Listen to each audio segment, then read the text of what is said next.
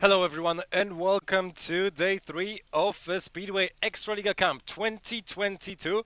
This is our third stream of the day as we are facing the first competition in 500cc category. That is going to be qualifier number 1, 14 riders in 16 rider format. So if you're familiar with the GP series, with Grand Prix series, this is how it's going to look like. 20 heats and the top 8 will make it to tomorrow's golden final. Unfortunately, the remaining 6 will have to face each other in the silver final. Also, tomorrow here at Motor Arena in Toruń, we're in Poland. It is extremely hot. It is 33 degrees Celsius, 90 degrees Fahrenheit, and consider this, there's a roof over the stands here in Toruń, so it feels even hotter here at the stadium. This will affect some of the riders. I already spoke with some Estonians, with some Swedish riders. They're not used with racing in those conditions, but guess what?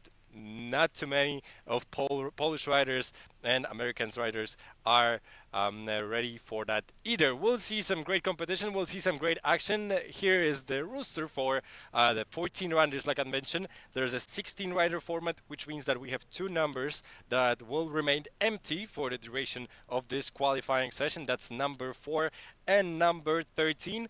Like I said before, if you're familiar with the GP series, you know how it's going to look. If not, I would strongly recommend downloading a program from Speedway Ekstraliga.pl. It is absolutely free. You can fill it out. You can print it out and fill it out. You can fill it out on your computer. Whatever is up to you, as long as you follow this stream, because this is where the action is at. The youngest rider here in this group is 16 years old. The oldest is 20 years old. Definitely some experience, definitely some great techniques, as we've already seen in the last 2 days here in Toruń. Those were just practice sessions. Greg Hancock had to say a lot to those young riders, and they really appreciated it. I also spoke with one of the Swedish riders, and who remembers Bartosz Marslik racing in Vetlanda, and it was a pleasure for this young Theo Bergqvist to meet Bartosz Marslik 2 days ago here at Moto Arena. The two-time world champion from Poland was giving advice on the bike setup, was giving advice on how to ride here at Moto Arena Toruń. 318 meters. This is the distance they have to cover in one lap. Obviously 4 laps as we do here in European Speedway. So welcome everyone. If you're joining us for the very first time, like I said, this is Speedway Ekstraliga Camp, something we've organized for the very first time.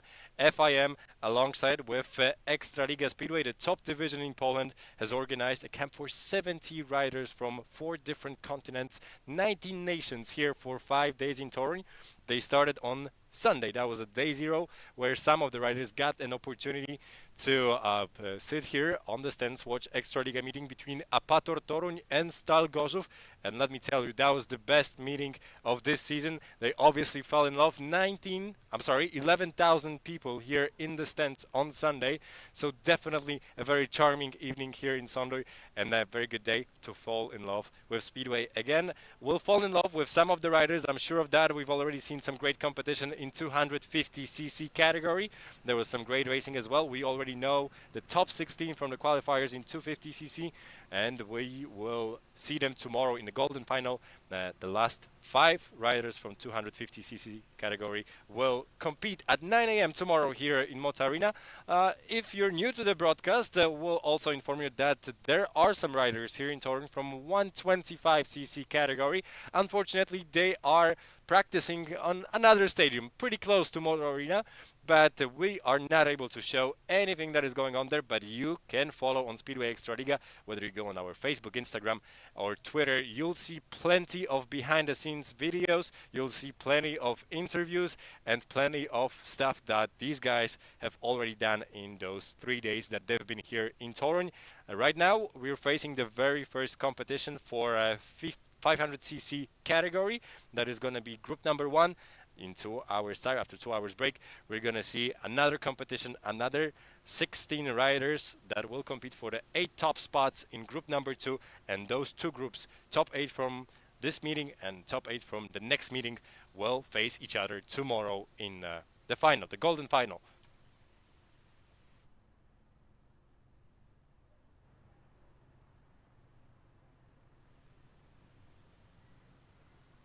we're running a little bit of behind the schedule. I do apologize for that. It is due to the fact that unfortunately in 250cc we had a little bit of crash, a little bit of his understatement of what happened to two young riders. Unfortunately, they had to be taken to a hospital here in Torun. That's why the track maintenance is taking place right now, as you may see on your screen from time to time. And please note that there's a lot of water being poured on that track. Like I said, 33 degrees Celsius, 90 degrees Fahrenheit. I walked on the track 20 minutes ago, maybe 15 minutes ago. It was hard as a rock. It is a very slick track. That's why there was a lot of water being poured. Right now we see some grading. We see some heavy cars being put on that track to make sure that it stays in one piece and that there is not a lot of dust, because that was a little bit of issue with 250cc category. Not too much. Luckily there was some track maintenance in the meantime, but it is hot, it is dry here today in Torun. Like I said, some of the riders will struggle with that and their equipment will definitely feel the heat today in Torun. We're looking forward to see the heat between the riders on the track, and we're also seeing some fans here at Motorina Torun. There's no tickets. There are no tickets required here to enter the beautiful stadium in Torun. Built in 2009. You may enter if you're in the area. You're more than welcome to join us either today or tomorrow for the final sessions. The camp will end on Friday with a little bit of classes and lectures about electric engines. That is, let's be honest, the least favorite part, the least interesting part for these young riders. Like I said, they got the opportunity to meet some world champions. They got the opportunity to meet some best Ekstraliga riders, whether they're from Poland, Denmark, Slovakia. They were all here on Monday and Tuesday to give their advice to these young gentlemen and two ladies that we're going to see here in Torun competing in the finals tomorrow. Like I said, 70 riders, some of them in the 125cc category, already practicing for 3 days on another stadium here in Torun. Motorina is a home for Apator Toruń. That is one of the top teams in Polish Speedway. There are 3 divisions in Poland: Ekstraliga, First Division and Second Division. There's plenty of opportunities to some of those riders that we're going to see today and tomorrow to make their careers, make their way into professional Speedway. For example, here in Torun or on any other Polish stadium. We're looking forward to that. And as we can tell, some of the riders are already looking forward to the competitions and to the track maintenance to end.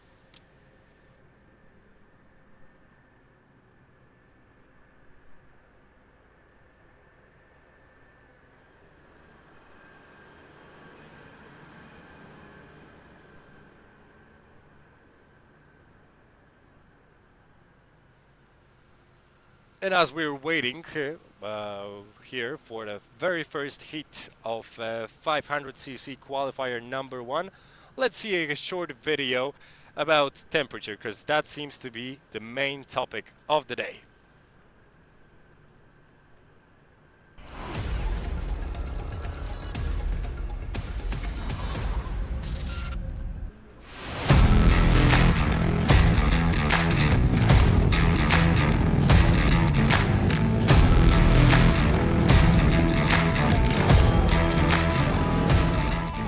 Na pewno jest trochę ciężej, bo ten upał doskwiera, jest bardzo ciepło, ale myślę, że po to też trenujemy ciężko zimą, żeby w takich cięższych, jakby powiedzieć, warunkach sobie dawać radę.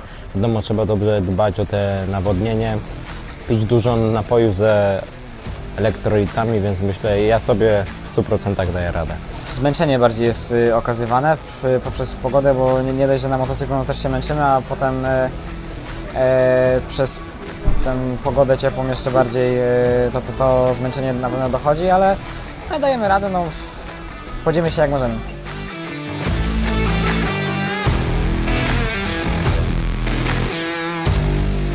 Woda, wiatraki, myślę, że też jakiś ręcznik trochę namoczony wodą, żeby schłodzić głowę, bo wiadomo, że przy tym upale to na pewno tutaj trzeba chronić tą głowę. To na pewno jakiś zimny ręcznik na głowę, czy coś, wiatrak tutaj tak jak mamy, czy lodówkę.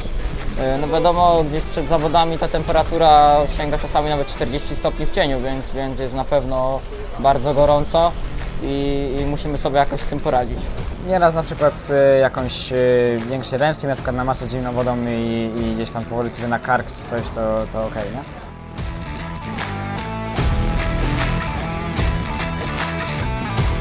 Myślę, że taka najlepsza pogoda to jest 20-25 stopni. Więcej czy mniej to jest albo zimno, albo strasznie gorąco.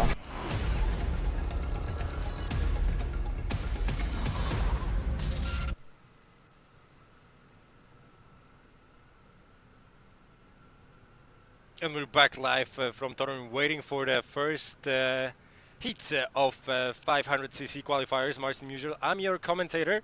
Thank you for joining us. And if you liked the video that you have just seen, please consider following Speedway Ekstraliga on YouTube and on other social media platforms, as we do put a lot of behind the scenes and a lot of videos about Ekstraliga and about Speedway Ekstraliga Camp that is taking place since Monday all the way until Friday. We'll be broadcasting everything today, all the competitions in 250 and 500cc categories today and tomorrow. Like I said before, we're looking for some actions because a lot of those riders got to know the track in the last 2 days. They got some practice with Marek Cieślak, former Polish national team coach, as well as current national team coach Rafał Dobrucki. They also got some directions, some advice from Greg Hancock, who is here with his son Wilbur. But he opened with a great speech and gave some advice already yesterday on the practice for 250 and 500cc categories. We're still looking at the track. It is looking fun. I'm sure there's going to be some great racing here at Moto Arena, but we just need a few more minutes to get ready for the competition to start.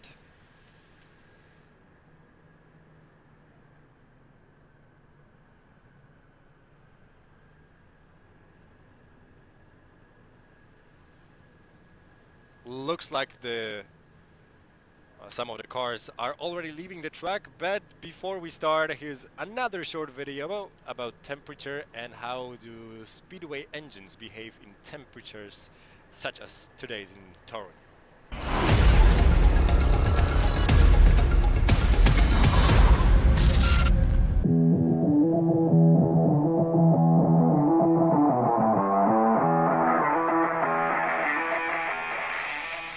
Czym chłodniej, tym dla silnika lepiej. Wiadomo, że tam temperatury już poniżej zera też nie są zbyt dobre, ale jak przynajmniej dla mnie osobiście najlepiej jeździ mi się i najłatwiej dopasowuje mi się motocykl, jak temperatura jest tak pomiędzy 10 tak do 20 stopni, jest naprawdę dobrze.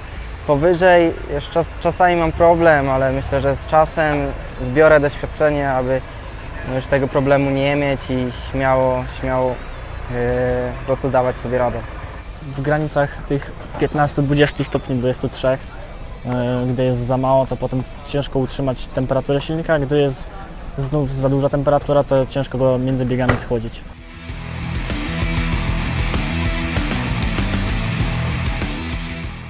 Dużo zależy od silnika, bo na przykład kiedy silnik dobrze sprawuje się przy chłodniejszych temperaturach, to zazwyczaj przy cieplejszych już jest mu trochę zbyt ciężko i zazwyczaj te motocykle w okresie takim właśnie lata, co te temperatury są powyżej 30 stopni zazwyczaj, silnik musi być naprawdę mocny. No i też dużo czasami trzeba więcej kombinować i dużo więcej analizować. Jednak też tory są twardsze, mniej trzymają tą wilgoć, znaczy szybciej parują po prostu, więc no jest dużo dodatkowych kwestii. Trzeba dużo dyszami szukać, jak w takich temperaturach silnik najlepiej się zachowuje, to czasami gdy jest chłodno, silnik dobrze pracuje w jakichś przełożeniach, a gdy znowu się zrobi gorąco, to silnik w tych przełożeniach nie jedzie.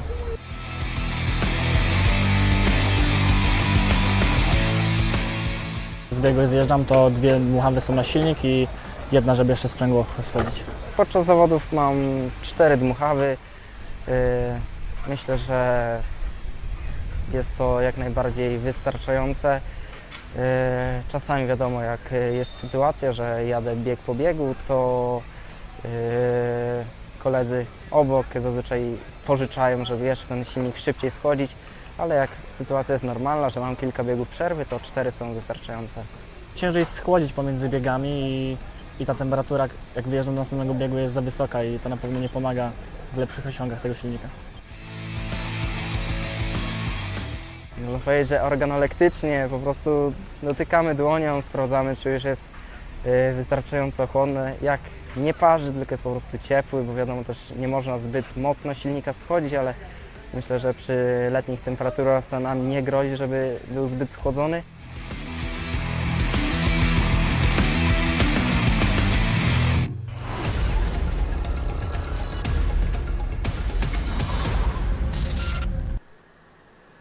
The stadium you just saw is in Lublin. That is the current leader of PGE Ekstraliga, fantastic team for 2022 season.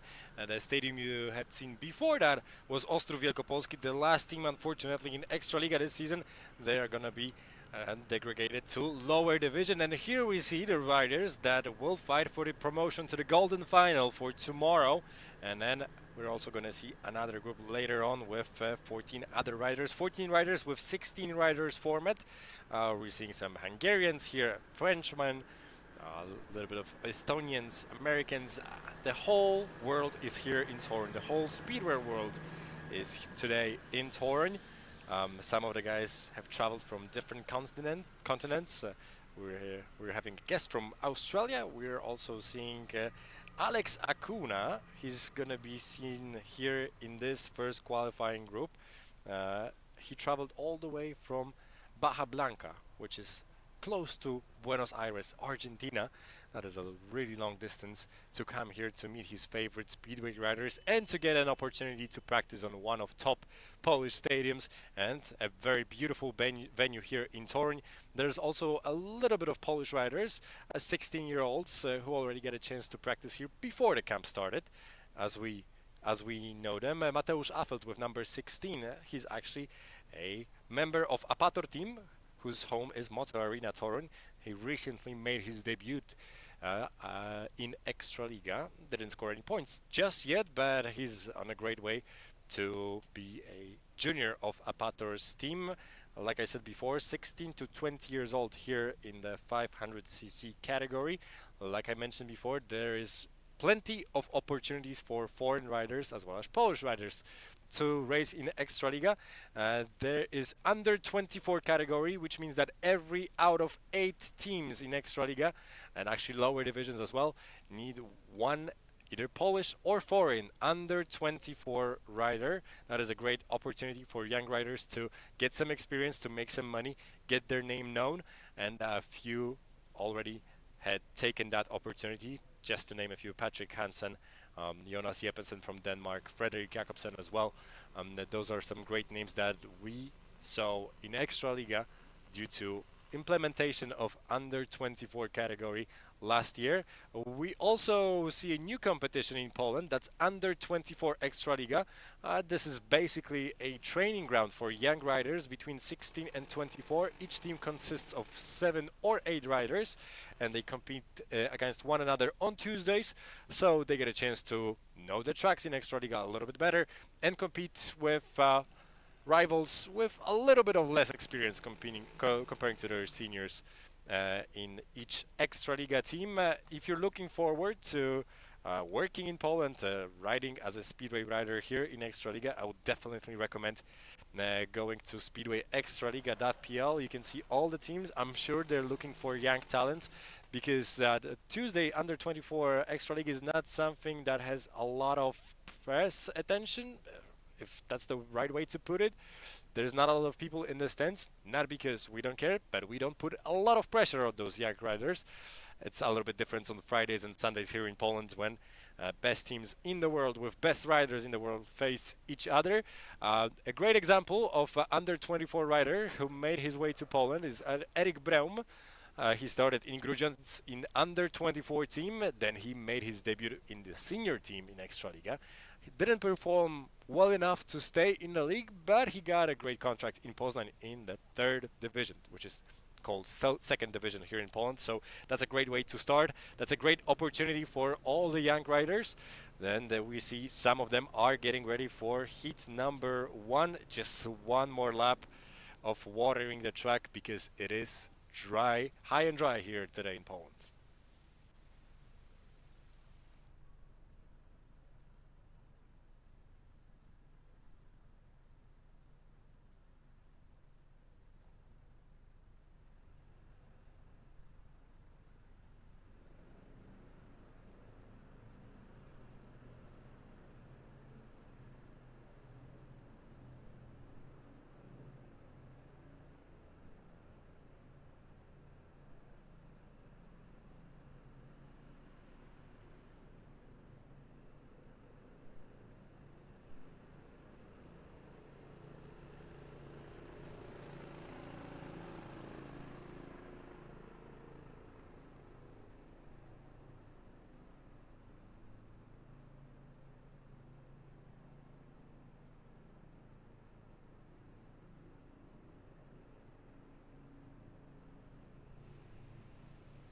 We do apologize for the delay of that group number 1 qualifier session.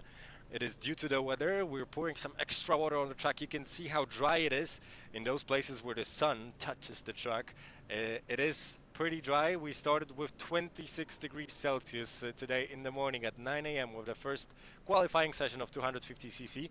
Now it got to 32, almost 33 degrees Celsius in Torun today. So we're pouring just a little bit of extra water on the track, and I got a confirmation we'll be ready to start in few minutes time, so please stay tuned. And in the meantime, we have a wonderful another video prepared by Speedway Ekstraliga YouTube channel. This time it's a little bit about the equipment.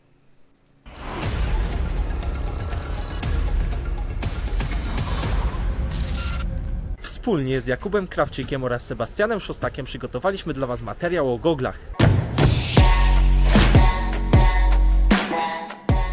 Jest kilka modeli gogli. Ja mam tutaj od takiego jednego sponsora, który się nazywa Optyline. To jest taki pan z Gorzowa. Bardzo polecam. Bardzo fajne gogle i no, to jest kwestia indywidualna, tak na dobrą sprawę, kto jakich gogli używa. Ja jeżdżę akurat w Oakleyach i bardzo dobrze mi się w nich jeździ, są bardzo wygodne. To jest marka Lead, jest Oakley, jest Scott, to są najbardziej popularne w żużlu te dwie marki. Jest jeszcze 100%, ale to rzadko widzę zawodników, którzy używają. Więcej właśnie widzę zawodników, co mają Lity, najwięcej mają Oakley, Scotty. Jeżdżę w goglach Lead, dokładnie się nazywają Lity. Mam takich gogli 6 par, wszystkie ten sam model. 3 pary mam z przezroczystymi szybkami, jedną parę mam z ciemną szybką, jedną mam z niebieską, jedną z pomarańczową. Wszystko zależy od warunków atmosferycznych, czy jest słońce, czy jest ciemno. No tak jak powiedziałem, 6 par mam tych gogli. Przeważnie zakładam na każdą parę gogli 2 zrywki. Tutaj ten jest takie coś, to się ciągnie i to się zrzuca tak normalnie. Tak jest. Tutaj mam wkład to nie trzeba, do gogli. te zrywki jeżdżą od początku sezonu. No, tu mam wkład do gogli od Optyline, pana Sebastiana. Dzięki temu widzę, bo mam wadę wzroku i to jest takie gogle z wadą wzroku. Nie wiem, czy będzie widać. Pokażemy. Par gogli mam 4, tak lepiej mieć więcej niż mniej. Gdzieś tam jak jest mokro, się mocno szybka ubrudzi, no to nie czyścimy jej z tego błota, jak już nam się skończą zrywki, tylko po prostu zmieniamy gogle, bo jakbyśmy zaczęli wycierać to błoto, to by nam się szybka porysała, a tego nie chcemy. And we're back to regularly scheduled program as we are getting ready to hit number 1 here in Torun. Just 3 riders because the number 4 slot is empty, but we'll see some great racing, I'm sure. Number 1 in today's competition, Szymon Bańdur. He's from Poland, 16 years old, just started on 500cc on 31st of May. Not too much experience, but he has plenty of experience on pit bikes. Then on his right hand side, in blue helmet, a German rider, Louis Rumke. He's 17 years old, from Heide, Germany. And then in the white helmet, Adam Serma, all the way from Estonia, 18-year-old. We'll see how they clash, how the competition goes. goes between the three riders in heat number 1. Let me just remind you that on Speedway Ekstraliga.pl there's a free program available if you want to follow all the riders, if you want to follow their scores, if you want to see who's going to go in the next race. We'll definitely got that for you. The Speedway Ekstraliga website is available both in Poland and in English, so go ahead and feel free to download it. And now I'm just going to let the Speedway talk for itself. Let's go with heat number 1, Bandur, Runke and Serma.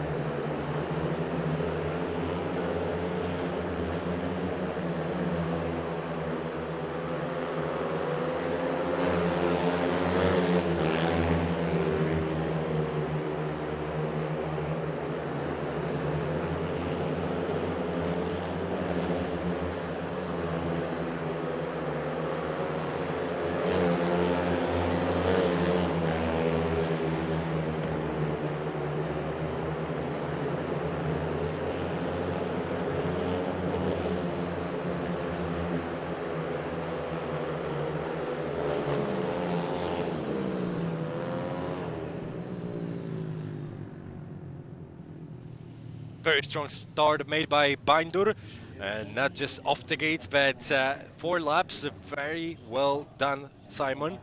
Congratulations on the 3 points in heat number 1. Luis Runke came second with 2 points, and then Adam Serma from Estonia, 1 point. There was no 4th rider. We'll be seeing heats like that with just 3 riders. In heat number 12, we'll only see 2 riders. That is due to the formula of this competition. Like I said before, Grand Prix Series also starts with 16 riders, 16 numbers, and the same order goes in this competition with only 14 riders. They're competing for the first 8 spots that will take them to the golden final tomorrow. The remaining riders will compete tomorrow in the silver final, and we're getting ready with heat number 2. This is the classification points that they scored. Obviously 3 for the win, 2 for the second, 1 point for the 3rd place. If there is a 4th rider, he gets nothing for coming last. We might see it here in heat number 2, as we'll be seeing next 4 riders that are going to compete in group number 1 with number 5. That is a Frenchman, Tino Bouin. Very interesting young gentleman, 16 years old, right outside of Bordeaux, with number 7 right next to him. On his right hand side, Marlon Hegner from Germany, 17-year-old. Number 8 in yellow, that's Richard Furesi from Hungary. And in a white helmet, that is going to be Nikolaj Hazelberg from Denmark.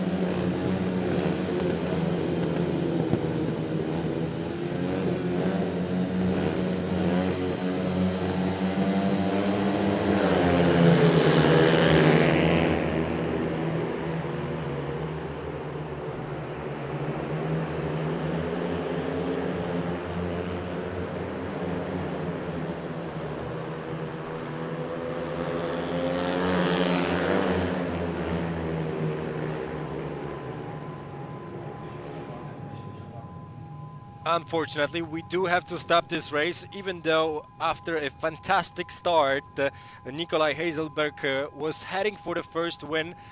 Unfortunately, Tino Bouin did not manage to go through that turn number 3 and 4 as he fell off his bike. It looks like he is totally fine. We'll see what about his bike. Luckily, no injury for the Frenchman, although we did have to stop it. Now, obviously, Tino is going to be excluded as he was the one who was the reason to stop the race. But we'll see the 3 riders in the second attempt at the hit number 2.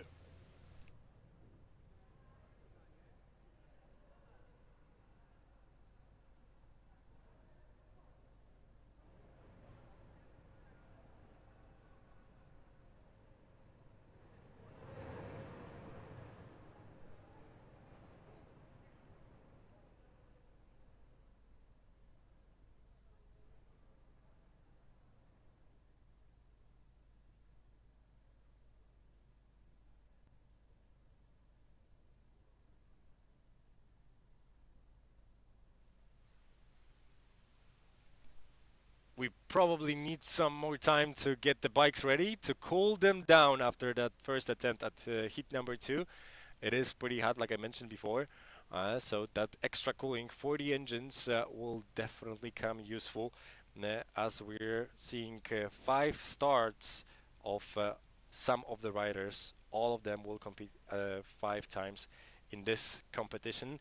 That is a little bit of a struggle for those young gentlemen, but also for the equipment in temperatures as such. So we're getting ready to restart hit number 2 without Tino Bouin, unfortunately.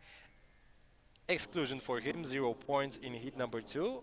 We can already fill that out with the rider with number 5 in that competition.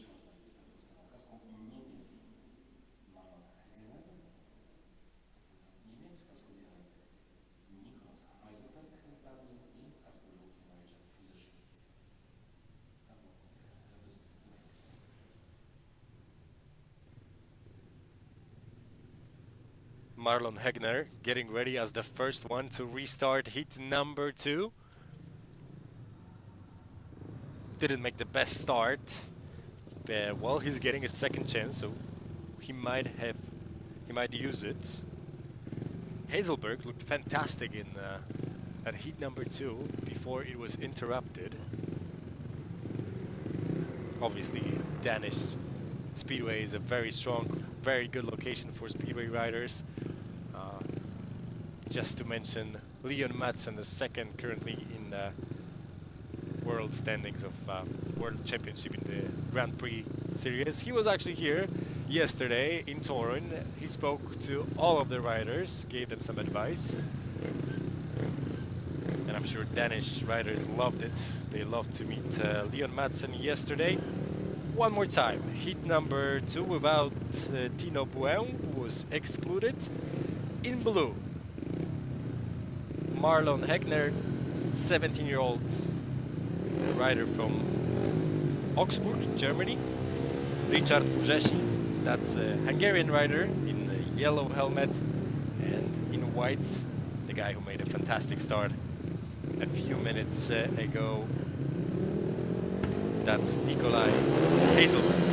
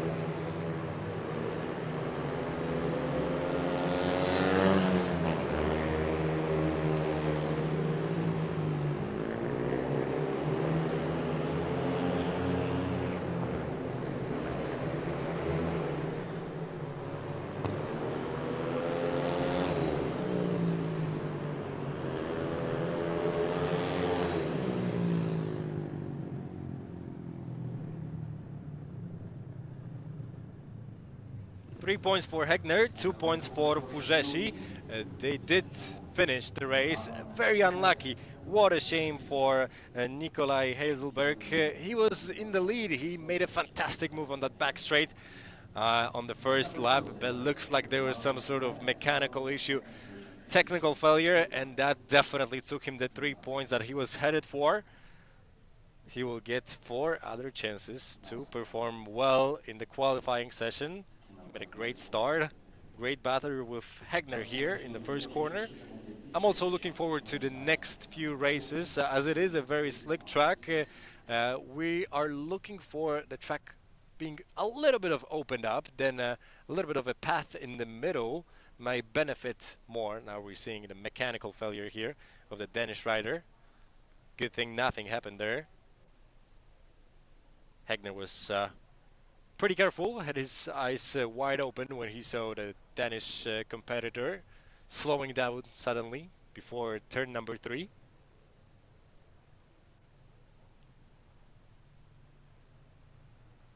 And we're seeing Hegner with 3 points, Furzeshi with 2 points, and 2 riders who did not finish don't get anything. We're getting another break for watering the track. You could tell that it is getting dusty, especially with that short break after one of the competitors fell down. That is also a little bit of extra time for the track to dry up, and it is taking quickly to dry up. We do not want any clouds of dust here on the track, so we will water it down. That might cause it to be a little bit more grippier. I still think it's gonna be extremely slick today here in Torun due to the weather and due to the fact that some of the riders are not that experienced to handle very grippy tracks. So the organizers of Speedway Ekstraliga Camp made sure that all the tracks are safe as much as they can be, and now we're just seeing the replays of what happened in those first 2 heats. A great start from Szymon Baindur. He's in the red here, won his first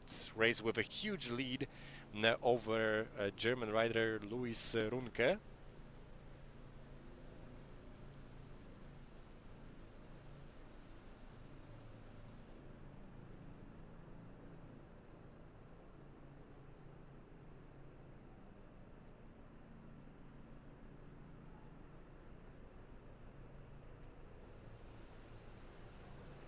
And just a moment ago we saw Tino Buen falling from his bike. Luckily nothing bad happened. We had a horrible crash here today in Torun. Unfortunately in heat 16 one of the Swedish riders and one of the Polish riders crashed. They actually T-boned each other.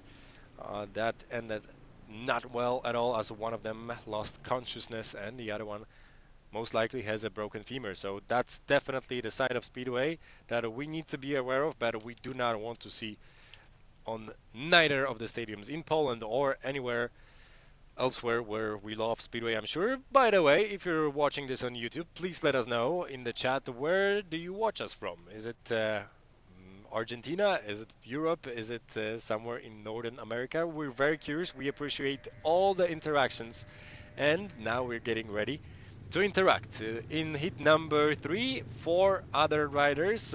Very interesting when it comes to their nationalities. We're going to see Maximilian Trold, who's German. He's gonna perform heat number 3 in a red helmet. Right next to him, number 11, Alex Martin from United States of America. Very interesting 17-year-old rider who's been practicing on the bike for the last 7 years. That's a lot of experience for the American. Right next to them, Oskar Hurysz, a 16-year-old from Poland who already made his debut. Actually, he even scored points in Ekstraliga meeting as a junior. Let me remind you that every Ekstraliga team, besides under 24 rider, needs to have 2 Polish juniors. There is an ongoing debate whether one of those spots should be open for a foreign under 21 rider. That is not to happen anytime soon. So riders like Oskar Hurysz already get their chance to ride in the top division in Poland at 16 years old. And now, one of the most interesting guests of Speedway Ekstraliga Camp, that is Alex Acuña, who came all the way from Argentina. The Speedway in Argentina is not dead, and Alex is one of the best proofs for that. He's 20 years old, the oldest participant here in Speedway Ekstraliga Camp, came all the way from Baja Blanca, and he scored bronze medal in the individual Argentina Championship this year. Congratulations to him, because he started with a much older, much more experienced rider. Let's go one more time with heat number 3. Troll, Martin, Hurysz and Acuña.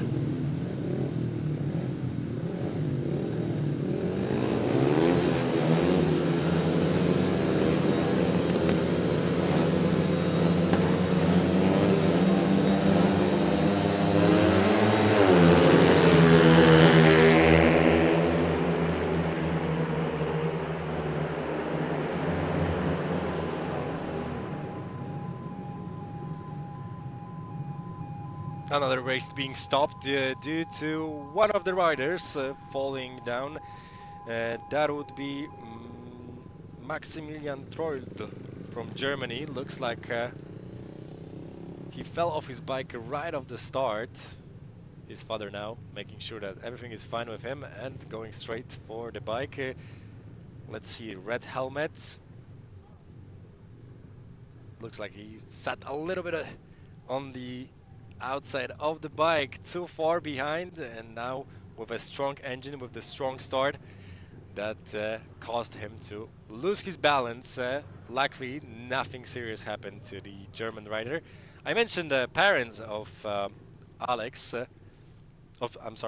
Maximilian, who's here with his mom and dad. That is actually the beauty of Speedway Ekstraliga Camp.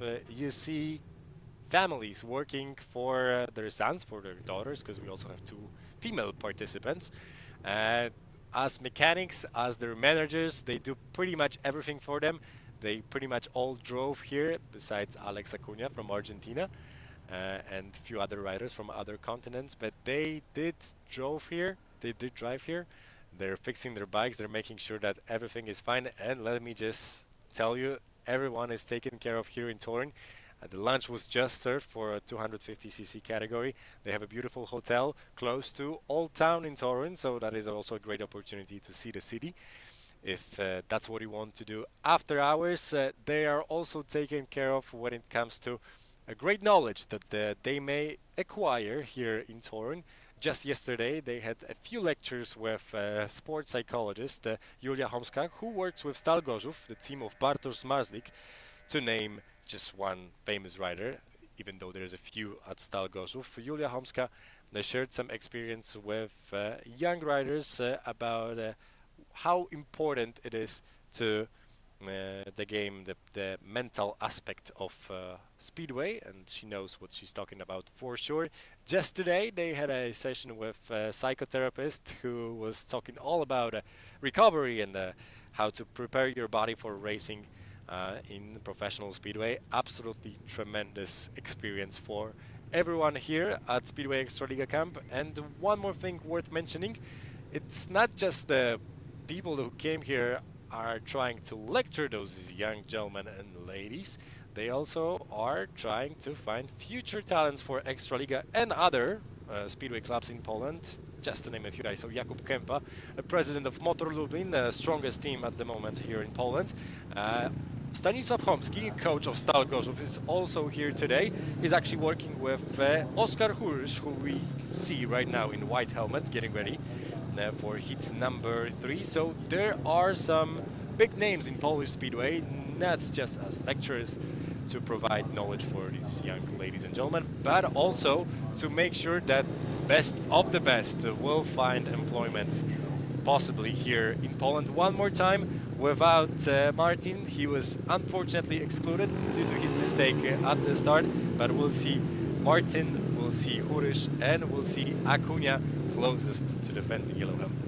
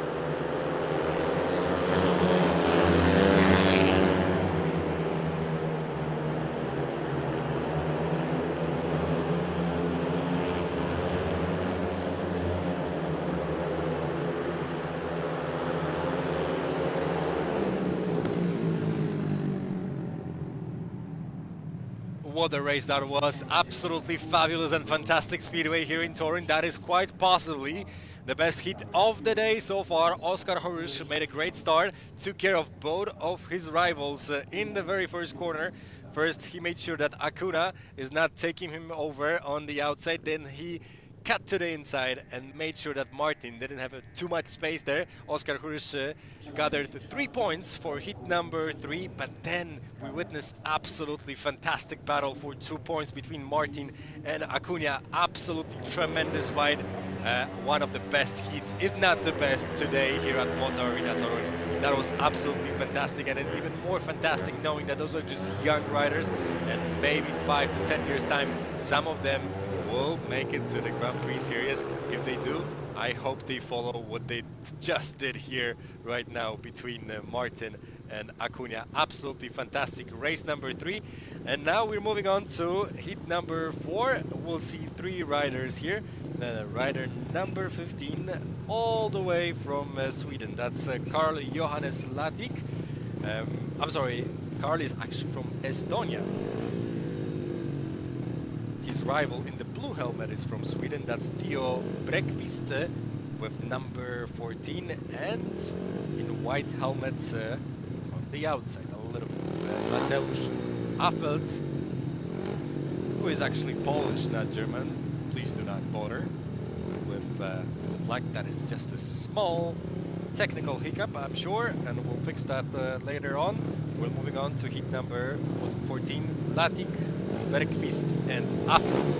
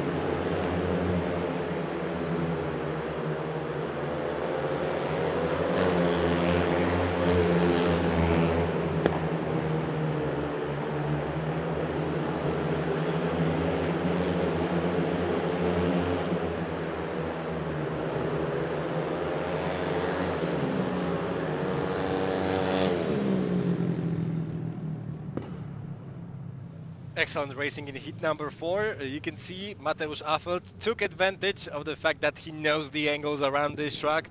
He was really fast all the way through 4 laps. Makes it 3 in his first start. Great battle between Latik and Bräckqvist. All at the end, Latik lost his position just right outside of that turn number 4.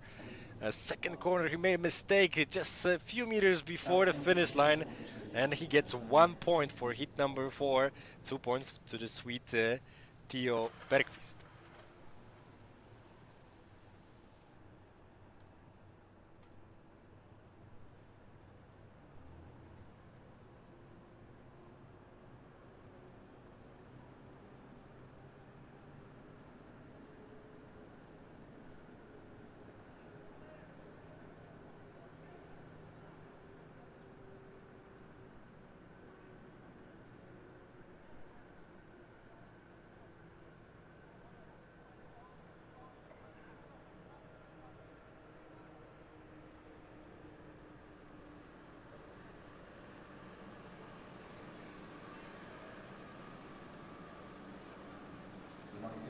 zawodów do turniej kwalifikacyjnym Ekstraliga Camp 2022 o pojemności 500 cm3.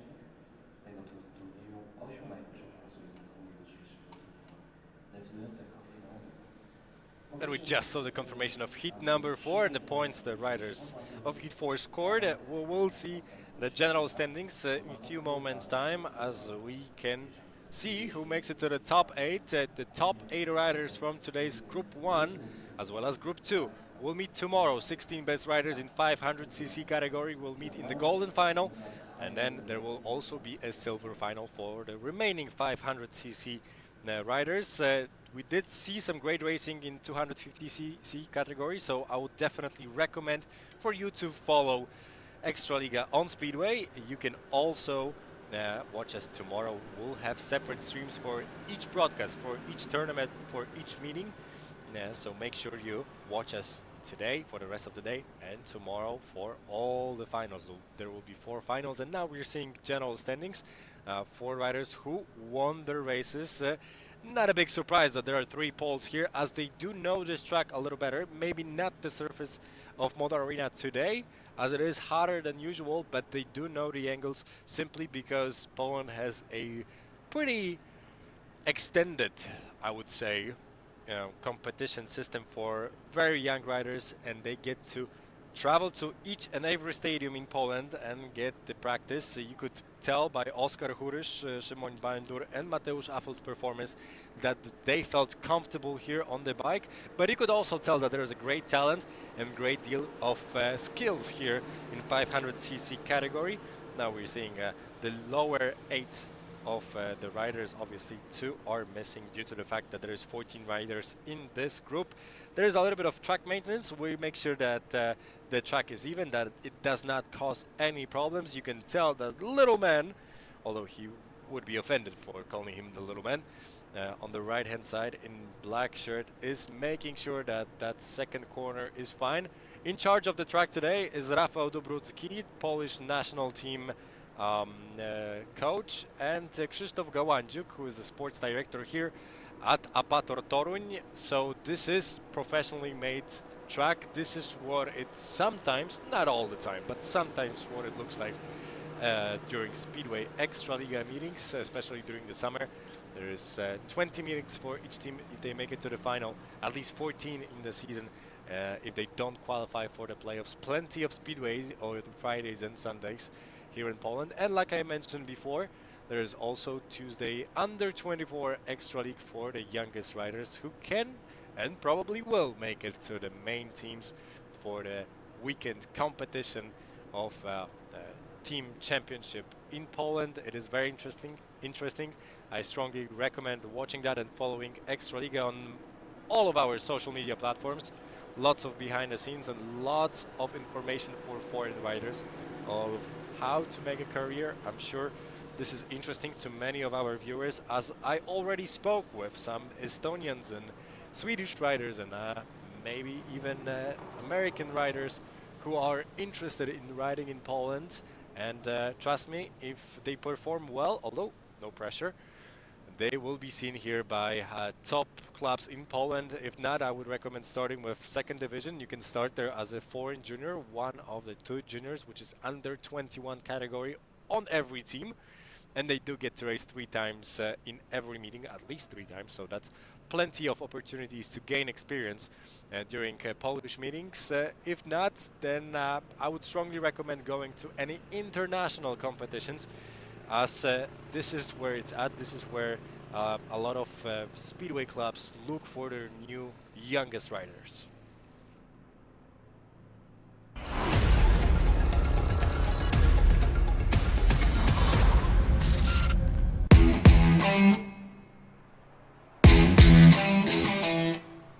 Mój team składa się z mojego taty, Rafała Wartkowiaka, oraz z mechanika Piotra Galczewskiego.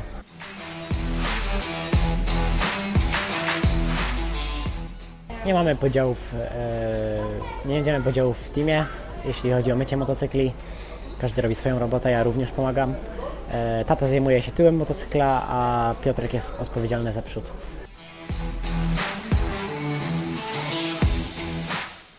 Moja mama, Ania, pomaga mi w praniu tego wszystkiego, w układaniu, w sprzątaniu, za co jej bardzo dziękuję.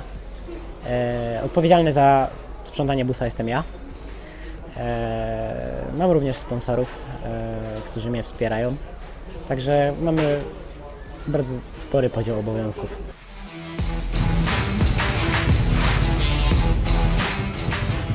Piotrek jest nowy, nigdy nie miałem osoby z zewnątrz w teamie.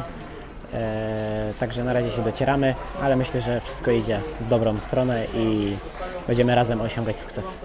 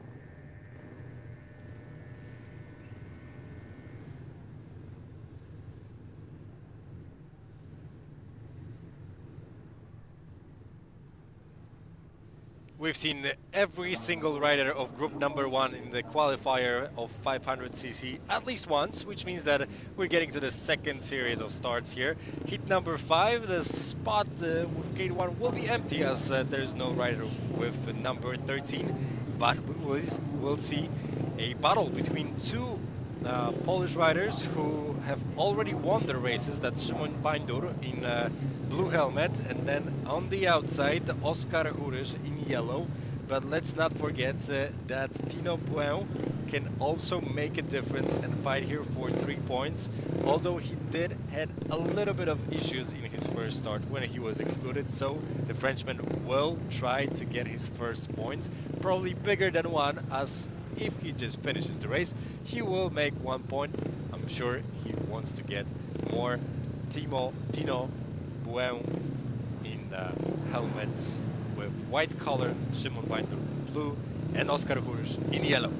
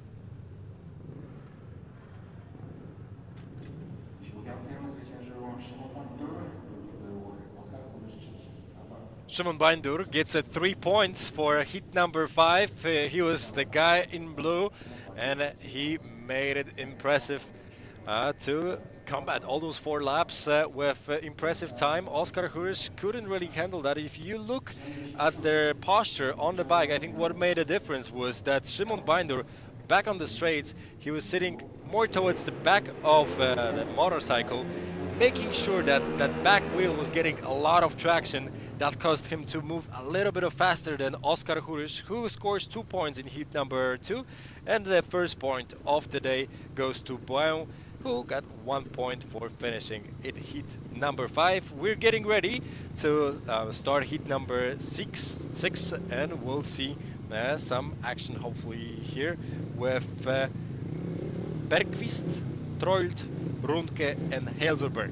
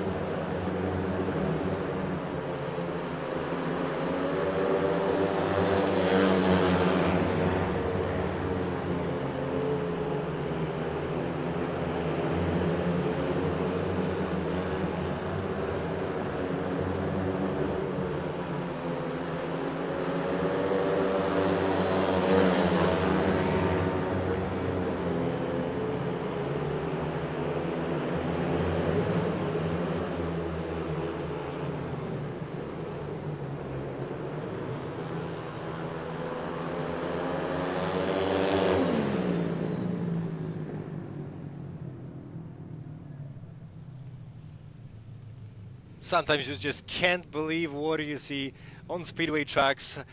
First of all, we had a mechanical issue for Heiselberg, second of the day in his second appearance of the day. Second failure of the equipment right at the start, and let's not forget, he looked really fine in his first appearance of the day. That was heat number 2. He was leading, then a mechanical issue caused him to not score any points, and same thing happened right now in heat number 6, and then another issue for Maximilian Troil from Germany, who also was in the lead, and now he lost the points. He lost 2 points. He managed to get 1 right after some technical issues.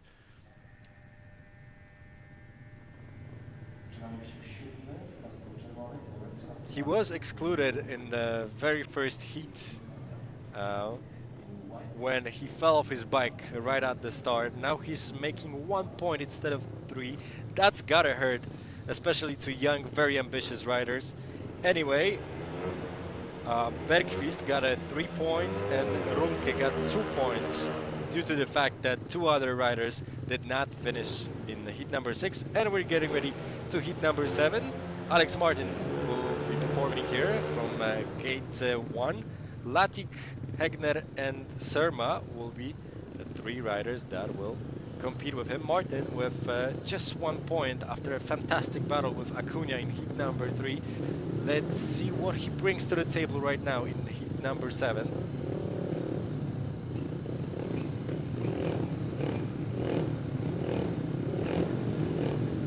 Hegner already won his first start. One of the riders with 3 points next to his name in the scoring table. Make sure you download it from Speedway Ekstraliga. It is absolutely free of charge, so go ahead and downloaded to make sure that you follow along as the competition goes. Martin, Latik, Ekmen, Ser.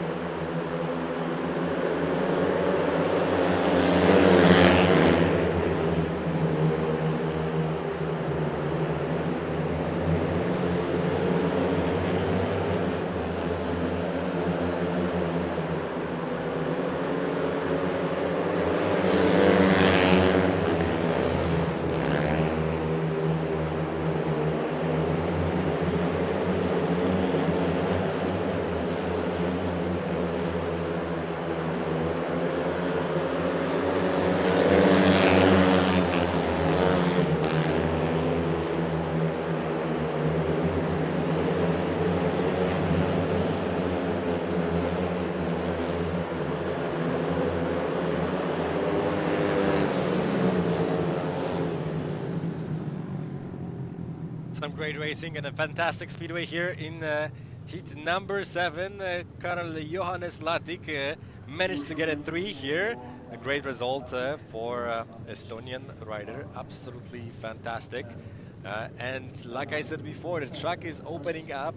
We're seeing a lot of the riders getting a little bit further from the white lanes in the middle of the track. This is where the speed is at usually at Motor Arena. You can't go on the inside too much as you will lose the speed. You can't really go on the outside as the turns are, first of all, not too wide and the straights are not too long to gain that much speed. But the middle of the track here in Torn is where it's at. We've seen it plenty of times this season here at Motor Arena, and some of those guys already get it. You can tell that they know where to race here at Motor Arena.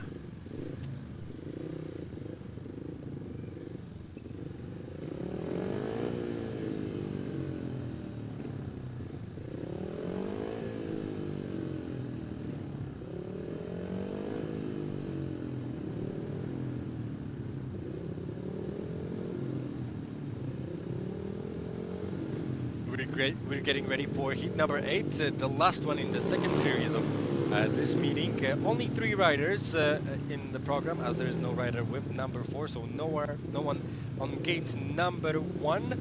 Richard Furzesi in the blue helmet. That's Hungarian, one of 2 Hungarians here in this competition. The only Argentinian, Alex Acuna in white, and Mateusz Affelt from Poland in yellow.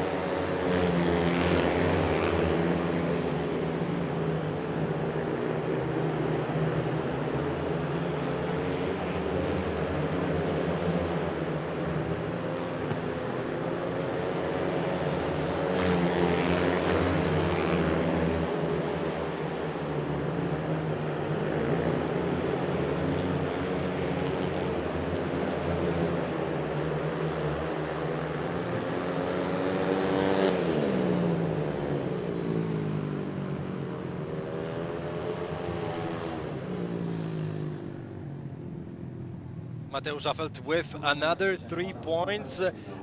If you want to be fast today at Motor Arena, you need to look up Mateusz's style of racing. Like I said before, he comes towards the corner in the middle, then he cuts down, so he exits the turn very narrowly, and that benefits him as he goes really fast on the straights. Alex Acuna really didn't have to say much here. Didn't get to say much here in heat number 8. He was trying, he was battling at the very beginning, but he was obviously just a little bit slower than Mateusz Affelt. Richard Furzesi with another point for him as he scored 2. in the first series. Now he gets 1 point. Congrats to him. And that would be a wrap for second series of the starts. We obviously had 3 more to go, as every single rider will face one another and will perform 5 times in this qualifying session. And right after that, we'll be beginning our second qualifying session for another group of 500cc racing. Let us know if you like the racing.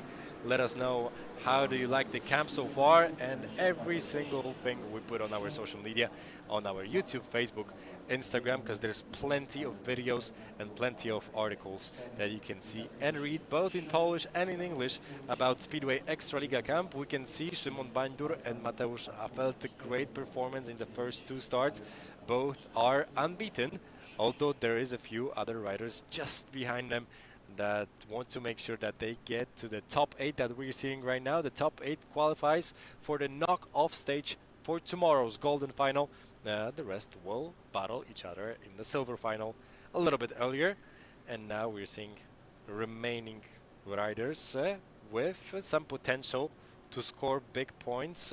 Some of them got really unlucky with mechanical failures and with falling off the bike, but they still have 3 other chances, all of them, to make sure they score some big points. We'll take a short break as we're watching the track maintenance. I'm sure there's going to be plenty of water being poured on the track as well, but let's watch something about the youngest riders in Speedway.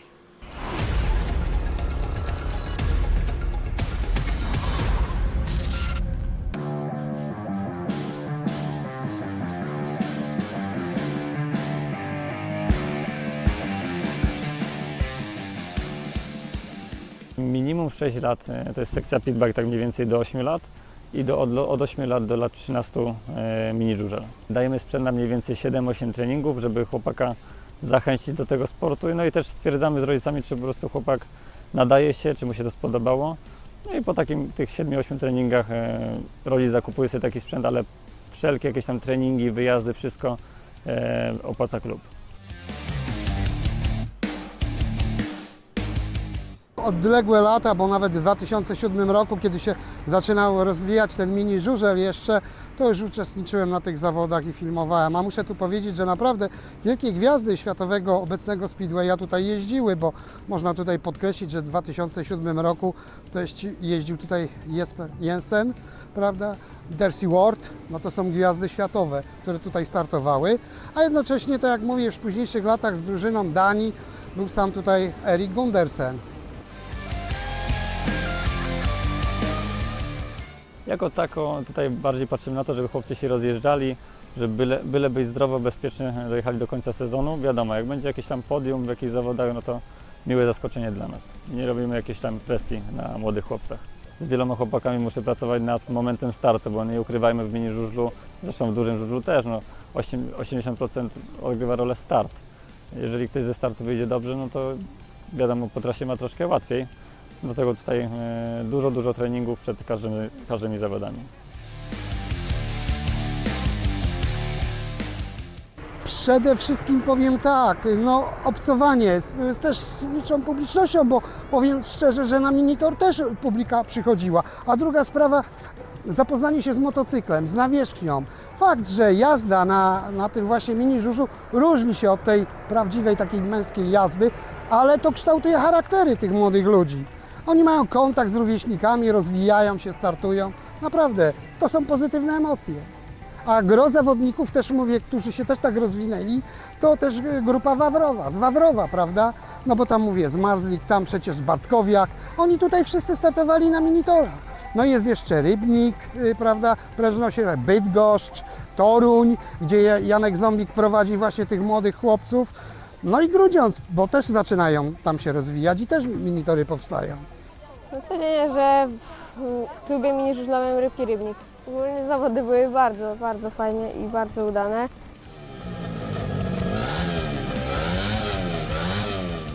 Byłem na skateparku z mamą i był taki kolega i powiedział, że jeździ na żużlu i się od tego zaczęło.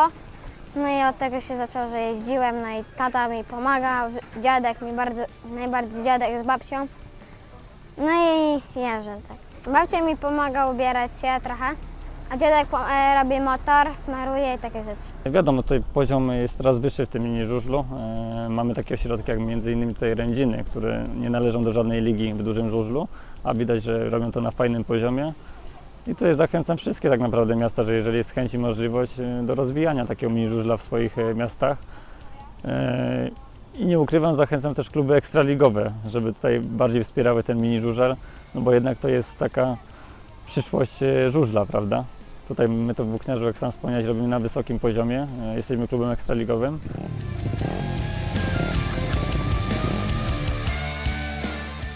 Ja pamiętam Bartka, jak na takim malutkim motocyklu, można powiedzieć, ledwo dosięgał nogami do toru, zasiadał i naprawdę już wtedy widać było, że naprawdę ma zacięcie do tego sportu. Kobiety tutaj startowały na tym mini żużlu, bo powiem, że taka Cindy Weber, malutka dziewczynka startowała, a później zaczynała się rozwijać i bodajże w drugiej lidze żużlowej nawet startowała z mężczyznami. Przychodzą jakieś tam mecze, zawody, jednak widać, że zależy im na tych punktach. Gdzieś tam przyglądają się starszym chłopakom w Ekstralidze i w innych ligach Grand Prix i oni chcą być na tym najwyższym poziomie. No, widać to po chłopakach.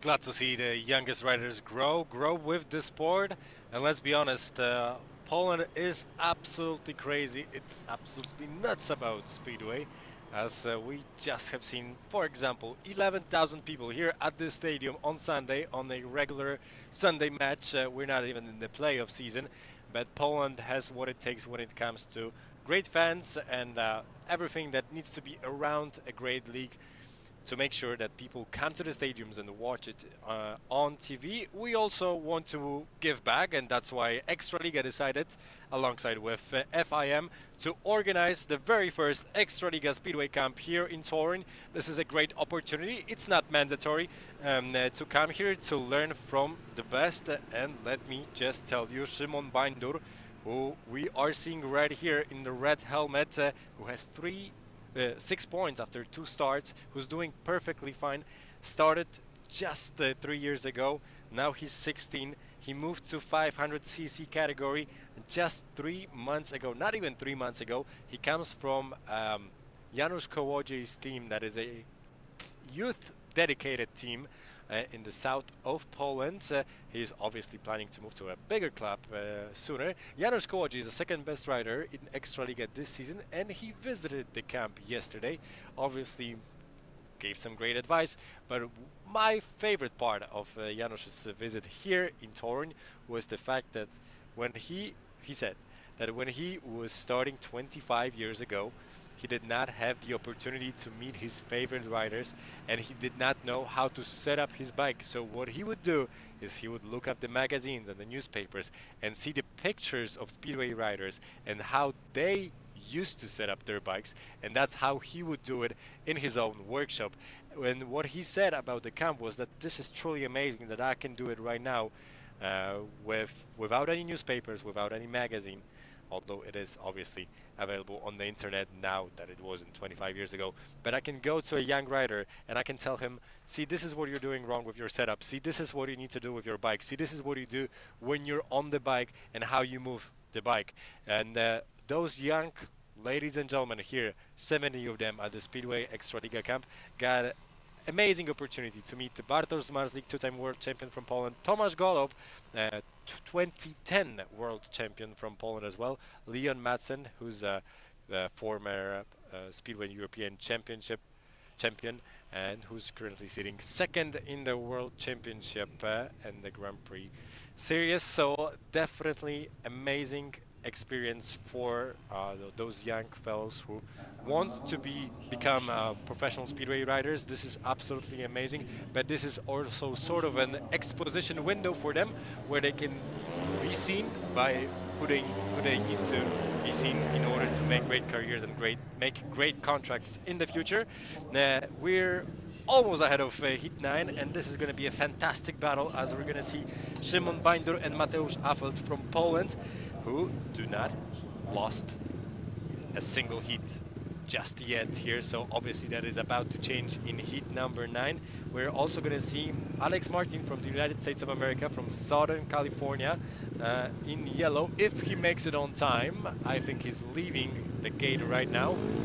He still has a few seconds to make it to the tapes. Alex had a great battle with Alex Acuna earlier on in the competition. I know he's capable of a lot, so we might see that in the heat number 9 just right now.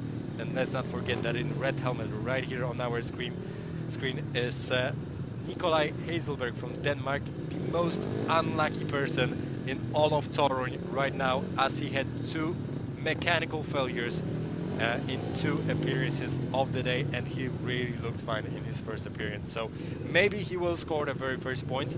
Let's see what they can all do. In red, Hazelberg; in the blue, Appelt; white is Binder; and yellow, Martin.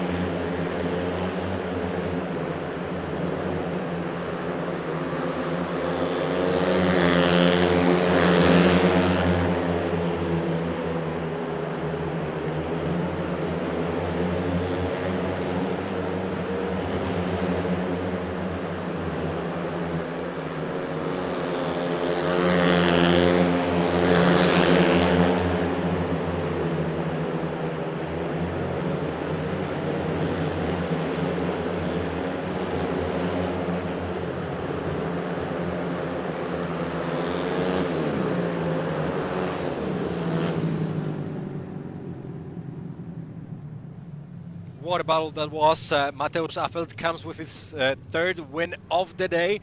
Amazing performance. And if you notice his racing style, he witnessed what happened here during the maintenance break. He knew that the track conditions have changed, so he took a little bit of a narrow turns here now as he moved towards the inside of the track, because there's not so much of the grip on the outside after the grading. He knew that very well. That's why he gained very impressive speed. Congratulations also to Hazelberg, who scored his very first points too with his name. So finally, without any technical problems, he's making progress on the scoring table. And then we witness a fantastic battle between Martin and Binder.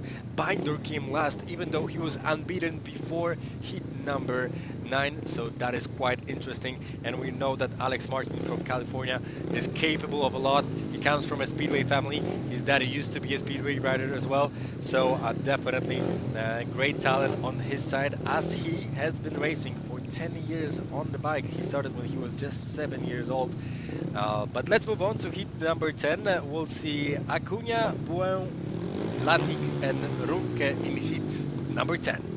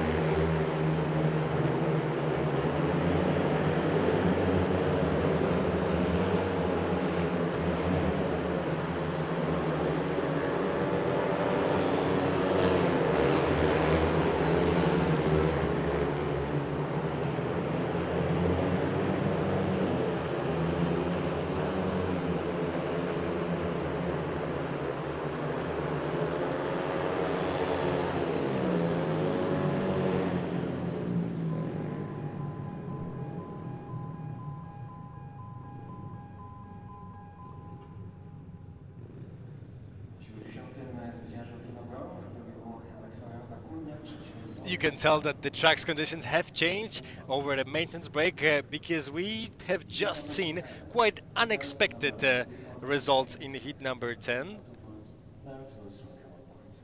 Tino Buen won his first win of the day, even though he was excluded and only scored 1 point so far before this heat. Now he did a fantastic job. I mean, he looked fine on the bike and he gained some great speed.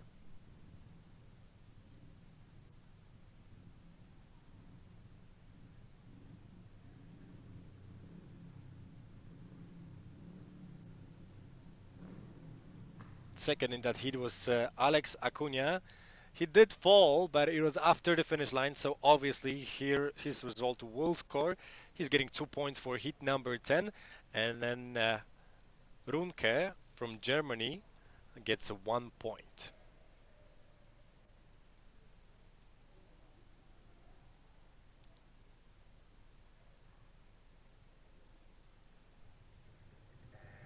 We're also seeing Karl Latik from Estonia not managing to finish heat number 10.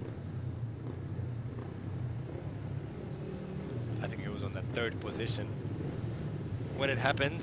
No points for him. He did some great scoring before, as he was saving 4 points. He will have 2 other opportunities to show his class here at Motor Arena in the upcoming races, and the upcoming race right now is heat number 11.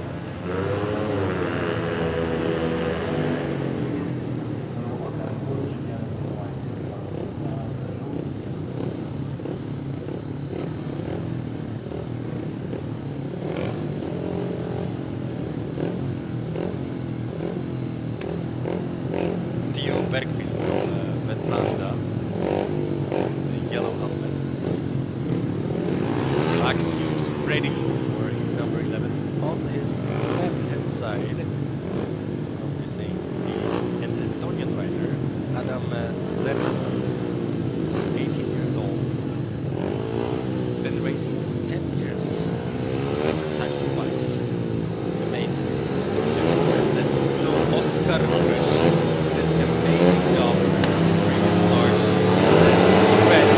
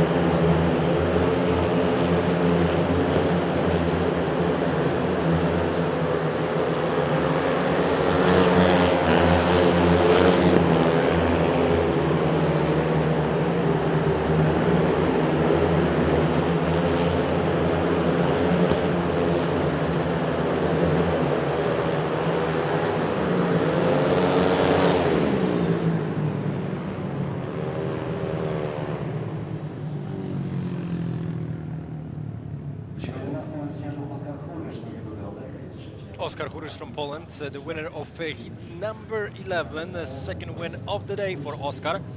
Great job of him, 8 points on his account after just 3 series of starts. Amazing job here in heat number 11. But Theo Bergqvist is also doing great, just 2 points right now here in heat number 11. And that gives him 7 points total. That is definitely gonna give him a great advantage in the later part of the competition, as he will try to qualify as one of the top 8 riders to the golden final tomorrow. Unfortunately, Richard Fuzesi from Hungary had a little bit of a struggle. Definitely that heat did not come as easy as before. He has 4 points total. So fingers crossed if you're from Hungary or if you're supporting Richie. And right now, we'll be seeing just 2 riders. This is the only heat of the day, as we're seeing 2 riders. Due to the scoring table, German Maximilian White and Marlon Hegner in yellow going around the outside right now.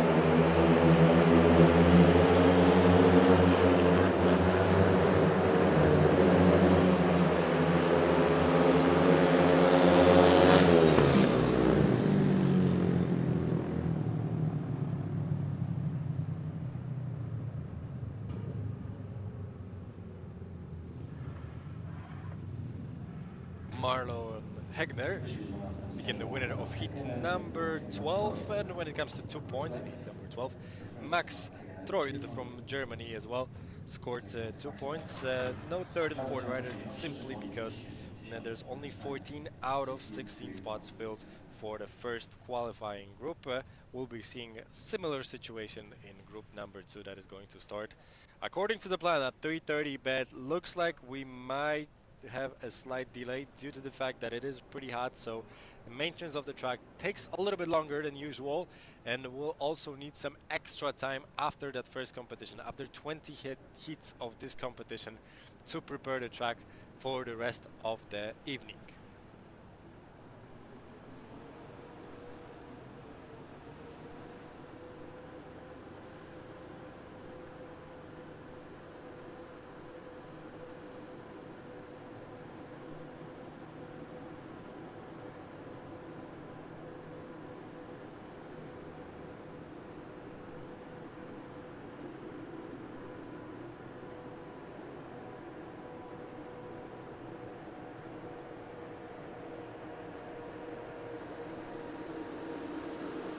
After 3 starts of all riders, Mateusz Affelt becomes the only one unbeaten. Oskar Hulusz pretty close with 8 points. Szymon Bindur, even though he started the 3rd series on top, now he's with 6 points on the 5th place. A great job from Theo Bergqvist from Vetlanda, 7 points on his account. I actually spoke to him about his favorite moment of the camp before this meeting. He mentioned meeting Bartosz Marslik, who he remembers from Vetlanda. Bartosz Marslik used to race there in Bauhausligan, and Theo was amazed that Bartosz Marslik is here to actually help those young riders. Some of those guys will need some help in the second part, but we're keeping our fingers crossed for them that they can do better, especially Hazelberg on the 14th place. Just 2 engine failures, or actually mechanical failures at the beginning. It really made it difficult for him, but he is not without a chance of going to the top 8 that will compete, that will get the golden ticket to the final 8 tomorrow. We'll get to that later. I'll explain everything later on during the meeting. Right now we're taking a short break, but we'll be back with some more action.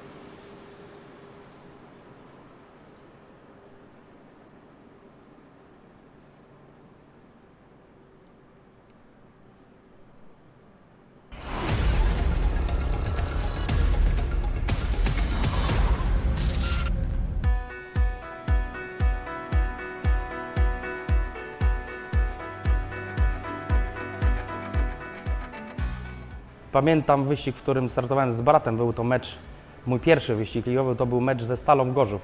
Jechałem wtedy jeszcze przeciwko Markowi Hućce i Piotrkowi Świstowi. Dotychczas pracowałem przez ostatnie 14 lat, można powiedzieć, z Adrianem Miedzińskim. Wcześniej miałem epizod 1,5 roczny z Ryanem Sullivanem, z Robertem Kościechą i kilka lat pracowałem dla brata. Aktualnie zajmuję się sprzętem dla zawodników z drużyny U24, no i oczywiście adeptami i szkółką, gdzie jest najwięcej pracy, bo są i treningi, i przygotowanie motocykli. Właśnie to jest motocykl, który jest przygotowywany właśnie do zawodów U24. W tej chwili ma przygotowane sprzęgło, gaźnik poskładany. No kolejny etap po prostu złożenie sprzęgła, zębatka i ten motocykl, nowa opona i ten motocykl już w 100% jest przygotowany do zawodów. Następny motocykl, który już jest gotowy, brakuje mu tylko świeżej nowej opony, ale to całe koła przechodzą nowe, ma już zębatki, łańcuchy, sprzęgło, gaźnik, wszystko przygotowane, motocykl w 100% jest gotowy do zawodów. Najważniejszy jest praktycznie gaźnik i filtr powietrza. Czyste paliwo to wiadomo, sprzęgło i zapłon. To są rzeczy podstawowe, na które trzeba zwracać uwagę i najbardziej dbać. Regulacji sprzęgła podlega docisk i jego nakrętki ze sprężynami włącznie. Przez to regulujemy sobie siłę tego sprzęgła. Dwa słowa o gaźniku. Tutaj za wiele się nie dotyka, oprócz oczywiście dysz, bo reszta już jest ustawiona praktycznie fabrycznie i dotykamy, zmieniamy dysze, które mieszczą się w komorze pływakowej. Praktycznie o wszystkim decyduje tutaj zawodnik. On nam powinien przekazywać, co potrzeba i czym wzmocnić motocykl. Jeżeli wzmacniamy, to możemy to zrobić właśnie dyszą, możemy zrobić to zębatką, która się nadaje na tylnym kole, to tak w skrócie i najszybciej. I mamy też do dyspozycji, przejdę na drugą stronę, układ zapłonowy, zapłon, który tutaj się mieści pod tą pokrywą, opóźniając lub wzmacniając zapłon motocykl, osłabiamy lub wzmacniamy. Przygotowanie 250 i 500 motocykli, praktycznie nie ma żadnej różnicy w pracy i przygotowaniu. Wszystko trzeba robić tak samo, od podstaw do samego końca. Tutaj mamy motocykle najmłodszych zawodników, adeptów i chłopców po licencji 250 i są dwie 250 i motocykl 500 dla najstarszego z chłopców. One są przygotowane w tej chwili do treningu, który odbędzie się właśnie za godzinę. Jeszcze z takich ciekawostek, które w tym roku nas spotkały tutaj z moimi współpracownikami, muszę powiedzieć, że taki motocykl jak ten akurat jest motocykl typowo dla szkółki, też dla najmłodszych zawodników, którzy najczęściej się przewracają. Takich motocykli i lepszych złożyliśmy 27 sztuk.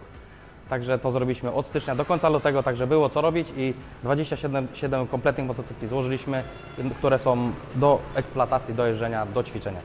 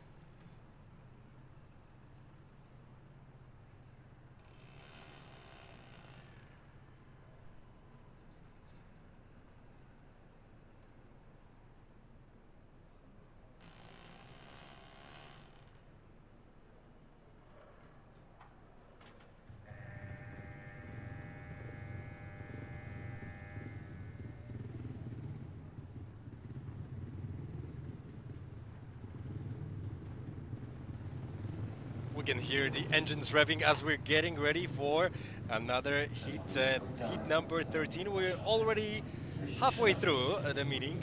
Sorry, it's taking a little bit longer than we planned.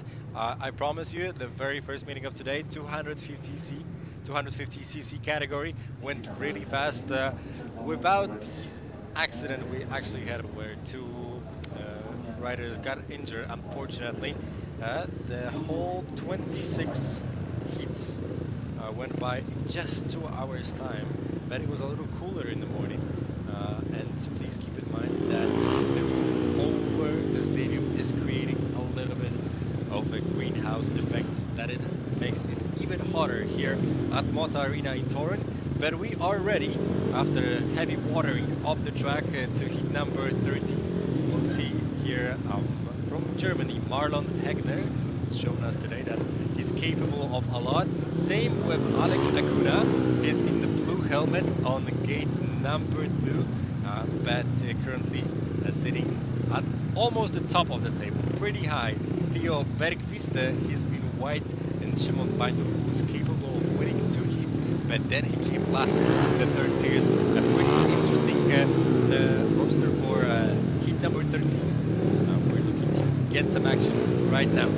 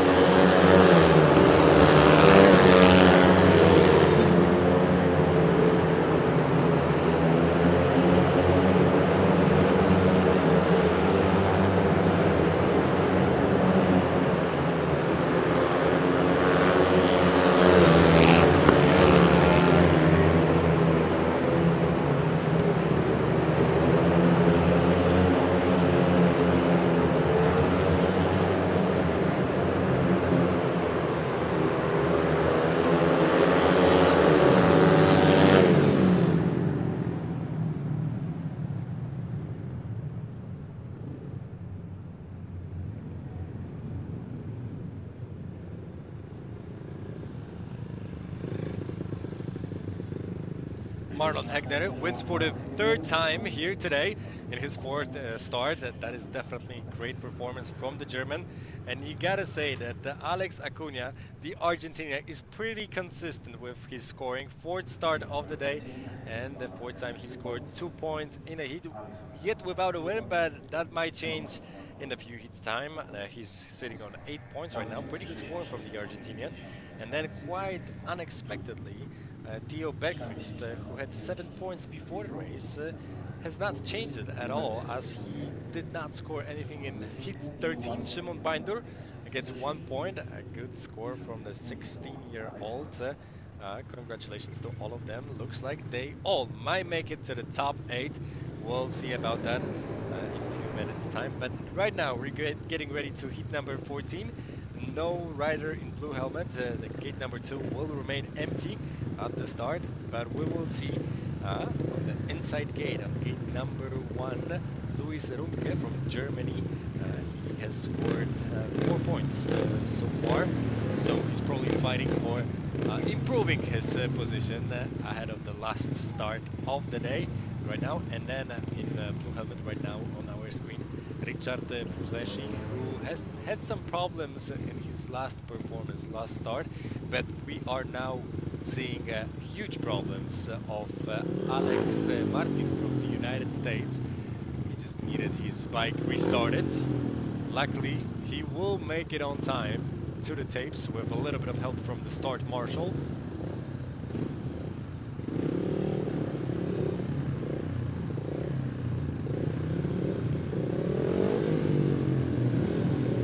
Alex Martin yet without the win today.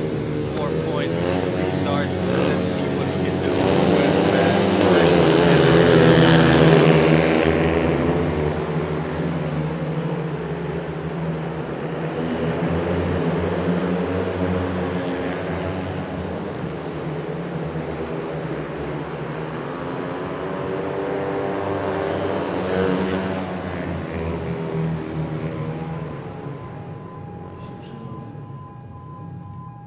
very unlucky of Alex Martin. Looks like he lost control of his bike coming out of that turn number 4 of the second bend. Luckily he could handle the situation. He managed it pretty well as he controlled the fall. He slid under the fence. Obviously that's pretty safe. All stadiums in Poland are required to have a fence that is safe to take some impact. Luckily the impact was not huge in case of Alex Martin. Like I mentioned before, he's a talented rider from California, 17 years old, comes from a Speedway family, and most importantly comes from Southern California, and we've seen plenty of world champions in Speedway coming from Southern California, including Greg Hancock, who's here today in Torun. Actually, he takes care of Alex. You can see his son Wilbur just giving it an extra push to Alex's bike. Samen Ermolenko, Billy Hamill, I think Bruce Pennell, they all come from Southern California, quite similarly to Alex Martin, who will unfortunately not make any points in heat number 14. Such a shame, considering that there is no rider in blue helmets, so just 2 of the riders will perform in second attempt to heat number 14. That will be Luis Runke, who has 4 points after 3 starts, and he will battle a Hungarian, Richard Fuzeshi, who scored 3 points so far. None of them has won the race yet, but that is about to change as we're getting ready, and we're watching a very disappointed Alex Martin coming back to the pits.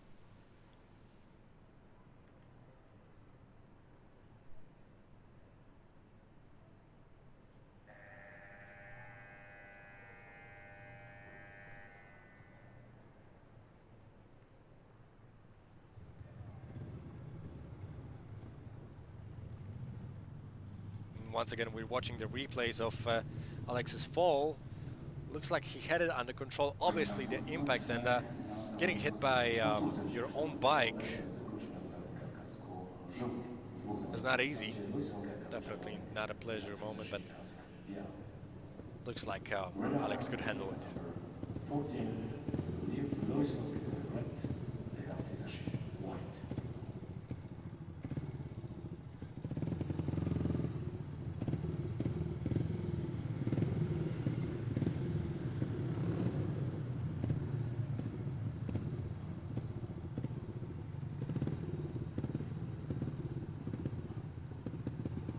Richard Fuzeshi on our screen, an 18-year-old from Debrecen.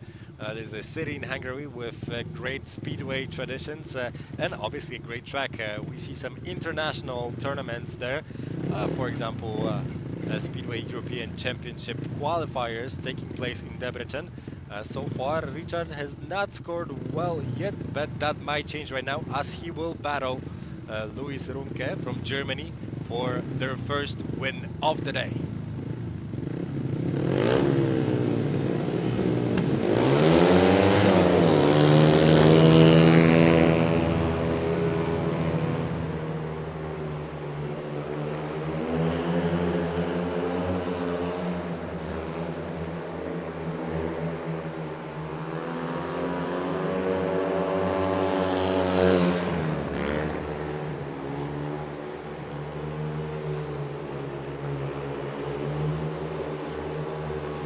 Looks like there was yet another technical issue today. It might be the heat wave as Richard Fuzeshi is not continuing, which means that Luis Runke is the only rider in heat 14. He knows that. He's taking it safely in every single corner. He knows that all he has to do is cross the finish line after 4 laps, and then he will get a 3. Very unlucky of 2 other riders in heat 14 to not finish.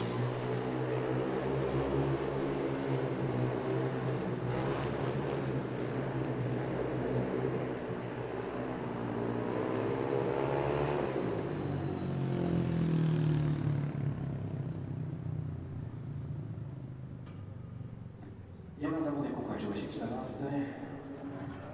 Swój upór dostał 3 punkty. Luis Runke, first Slinkę 3 points. Czas zwycięzcy 68 sekund i 68,6. Winners time 68.6. They have the Fuzeshi.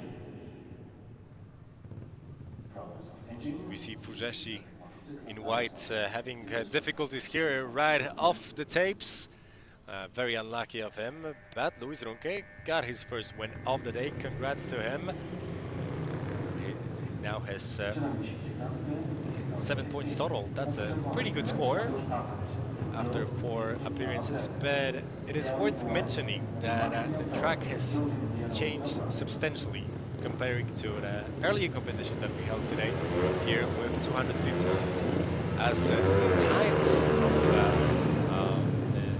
of the winners of every single race got a little bit slower, 2, maybe even 3 seconds slower than in the morning, which is substantial considering that earlier today we had younger riders with weaker bikes, and right now we have a 500cc, but it did got hot and the track got even more slick than in the morning. But let's leave it behind it because we will see Mateusz Affelt, who is unbeaten. He is taking advantage of knowing the track here in Turk as it is his home stadium. He will battle with Estonian Adam Serma, 18-year-old from Tallinn, the capital of Estonia. In the white helmet, Maximilian Treut from Germany, also an 18-year-old, and yellow Frenchman, Tino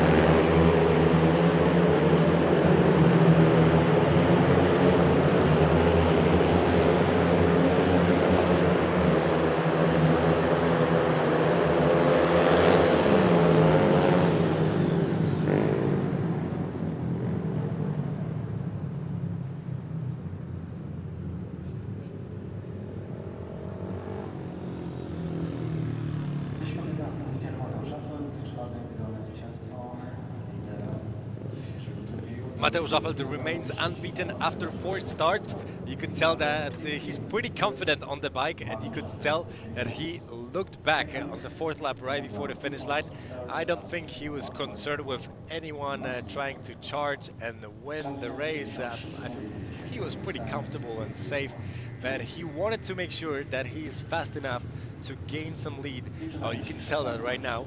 He was not afraid of losing the first position, but he wanted to make sure that he is a bit faster than other riders.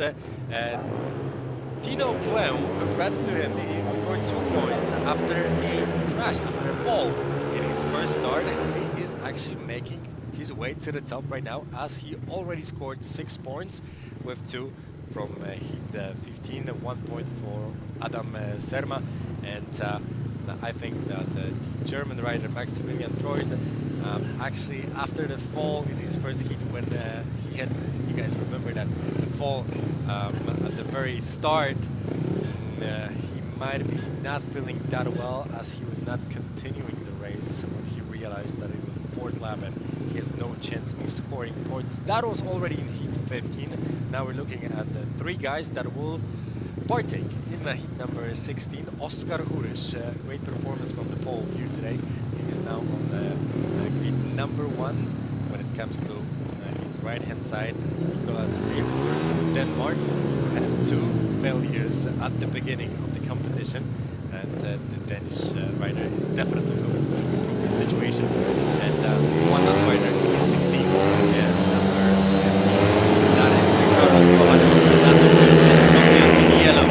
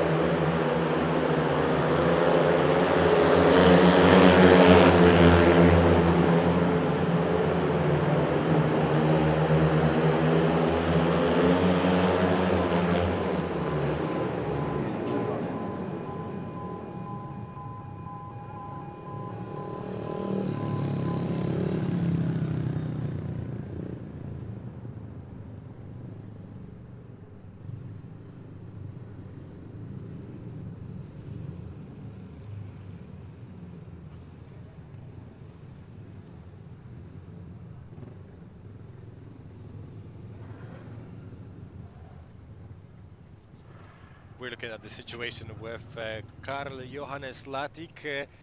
Unfortunately, he did not manage to control his bike, entering turn number 1 here. I could tell that there was some pain involved in that situation.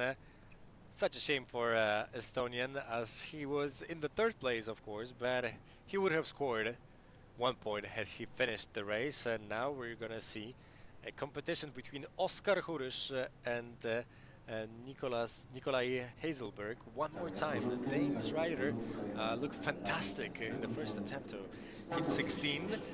I don't think he took the best path on the track, to be honest, as he was going really wide on that second bend. But then after 2 laps he realized that it is better to go more towards the inside with the loose material not so deep on the outside, and then he definitely gained some traction, gained better speed, and even gained a better lead over Oskar Hurus here in red in the 2nd place. You can tell Oskar is taking the perfect path, but he was not as fast as the Danish rider. And one more time, Karl's fall. Very unlucky of the Estonian rider.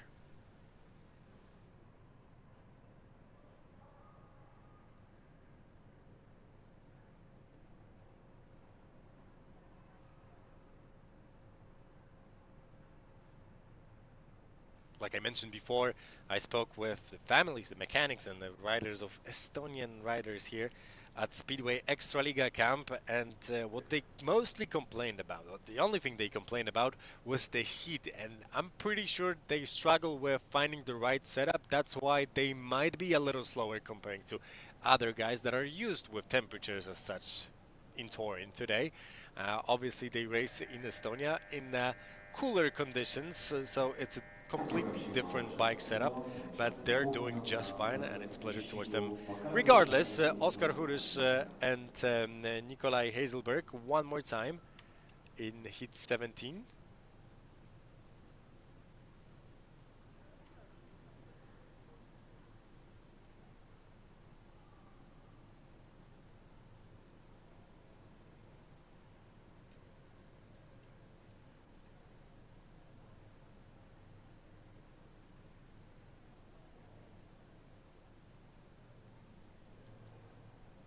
Karl Johannes Latik from Estonia, the 17-year-old who's excluded from heat number 16, comes from Tallinn.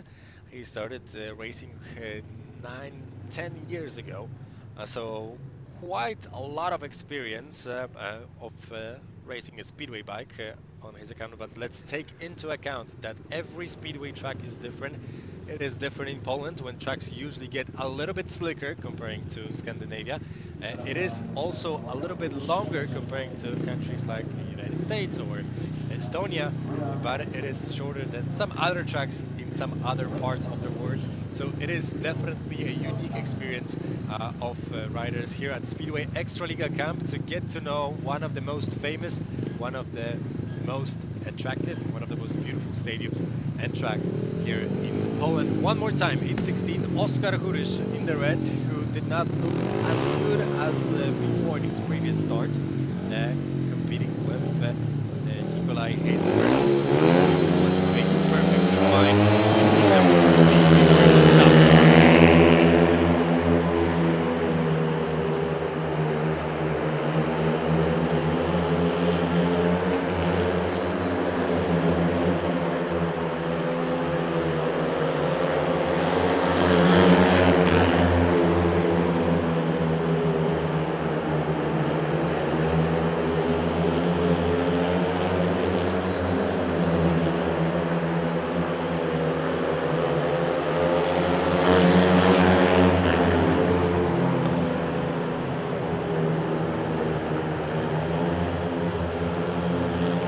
Have got to be kidding me.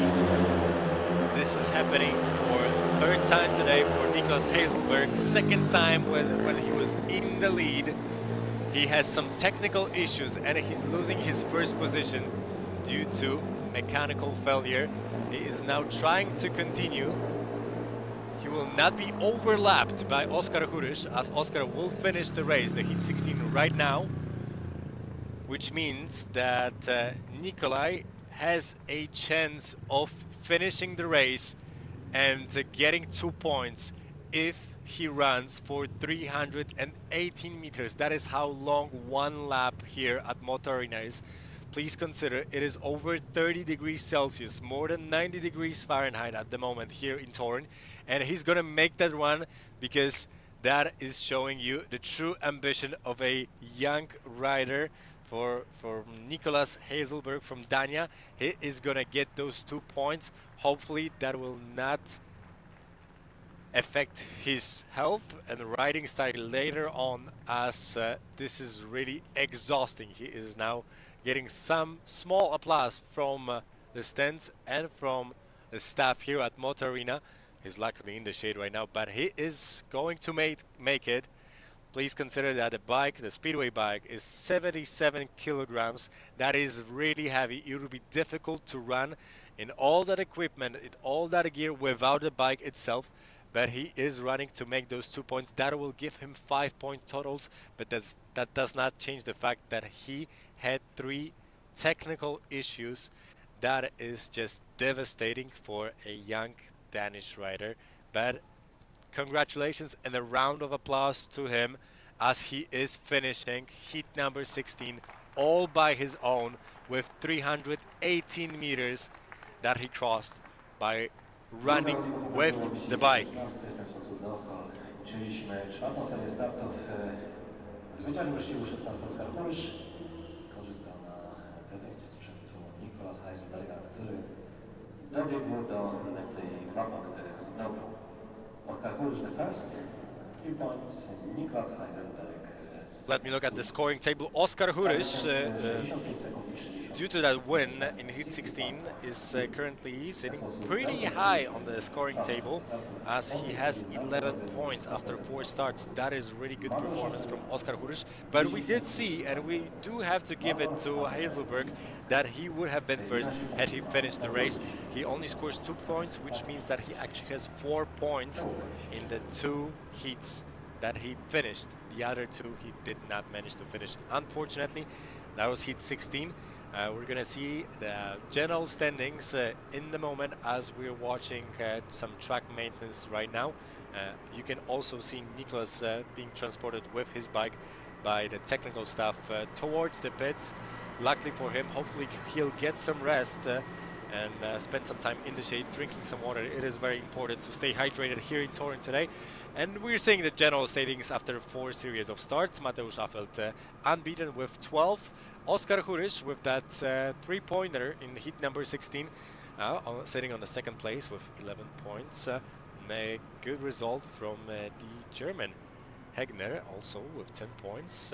Besides that 1 result in the 2nd series of starts. That is pretty impressive.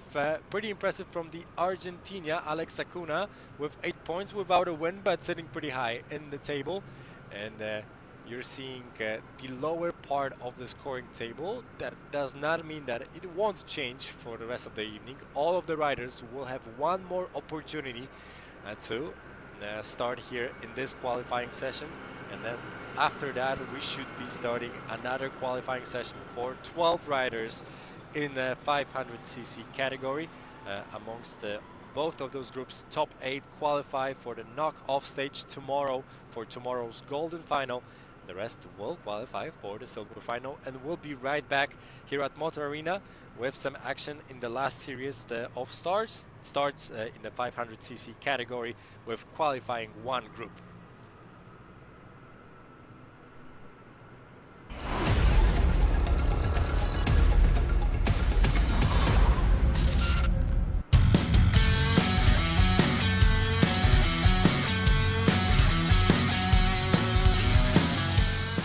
Można powiedzieć, że są podstawy tego całego dorosłego speedwaya. Jest rywalizacja w 4, jest też prędkość, jest też motocykl 4 osób, także na pewno to dużo pomaga. Można się nauczyć pewnych podstawowych zasad, które obowiązują w dorosłym żużlu. Szkolenie to się odbywa tak jak w większości klubów. Treningi 2 razy w tygodniu i jeździmy, tak? Przygotowujemy się do zawodów. Przepisy pozwalają na 500 od 14 lat dopiero ruszać na motocyklu żużlowym treningi. Można dać licencję w wieku 15 lat. Chłopacy, którzy mają 11 lat, mogą już wsiadać na te motocykle i uczyć się swojego pierwszego szlifu, tych kontaktów. W wieku 13 lat zdają licencję i mają te 2 lata, żeby przed tą 500, tak jak gdyby powiedzmy podstawówka, że mogli sobie spokojnie jeździć. I naprawdę to jest duże, to jest wszystko tak samo, tylko troszeczkę wolniej. Po prostu te motocykle mają pół mocy, pół pojemności, pół mocy. Ale to nie znaczy, że oni nie jeżdżą wolno, bo jeżdżą około 80 na wejściu w łuk, więc to jest dosyć duża prędkość.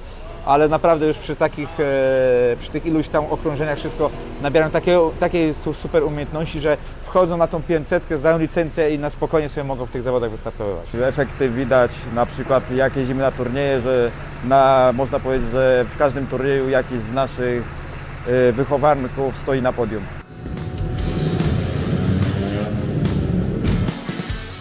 Wygrywać trzeba na 500, na dorosłym żużlu, a tu jest po prostu nauka, zabawa tego wszystkiego, złapanie podstaw jazdy na motocyklu, a nie zdobywania pucharów. I ci rodzice bardziej by chcieli, żeby to dziecko było najlepsze teraz już i cały czas, żeby od razu było Bartkiem z Marzlikiem. Fajna opcja dla chłopaków, którzy mają tam 14-15 lat, by się rozwinąć i by to wyglądało w późniejszych latach dużo lepiej i bezpieczniej. Nie? Przyjechałem z synem Mikołajem i z Denisem Andrzejczakiem. Przyjechaliśmy ze Stali Gorzów. Są to wychowankowie. W tym roku zdali licencję na 250. No i ścigamy się w Pucharze Ekstraligi. Denis i Mikołaj wywodzą się z mini żużla. Kończyli szkółkę w Wawrowie. Także tam przez 4-5 lat szlifowali, podpatrując właśnie Duńczyków. Zaczynając na malutkich motorkach, później przesiadając się na 85. No i następnym krokiem jest to, gdzie tutaj jesteśmy, 250.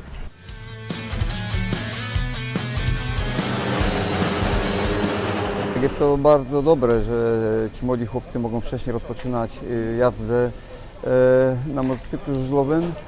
Później, kiedy wchodzą już w ten wiek dorosłego speedwaya, to już mają pewne doświadczenie i wcześniej przychodzą sukcesy też, w młodszym wieku. No, powiem, jeden z trudniejszych zawodów, ponieważ młodzi dzisiaj troszeczkę fantazja łańska troszeczkę ich ponosiła i parę razy było niebezpiecznych sytuacji. Musiałem troszeczkę ich pouspokajać, no ale na pewno ten poziom jest coraz większy, sprzęt jest coraz lepszy, oni coraz lepiej jeżdżą, więc coraz większe są kontakcie. No, gdy zaczynało to w tamtym roku wchodzić, chłopacy wygrywali starty i uciekali, tutaj już ta czołówka jest coraz bliżej siebie. No i wiadomo, chcą się wyprzedzać, gdzieś tam jeszcze nie mają takich umiejętności i gdzieś jeden na drugiego gdzieś tam się na koło natnie. No ale dwóch chłopaków jest trochę poturbowanych, mam nadzieję, że nic im nie będzie. No i następne doświadczenie. Generalnie nasi chłopacy z Torunia, no jeszcze troszkę trzeba pojeździć. Się wydaje, że to wynika bardziej jakoś tam z niedopasowania motocykli. Oczywiście w jeździe też jest dużo do poprawy, także pracujemy, jedziemy dalej.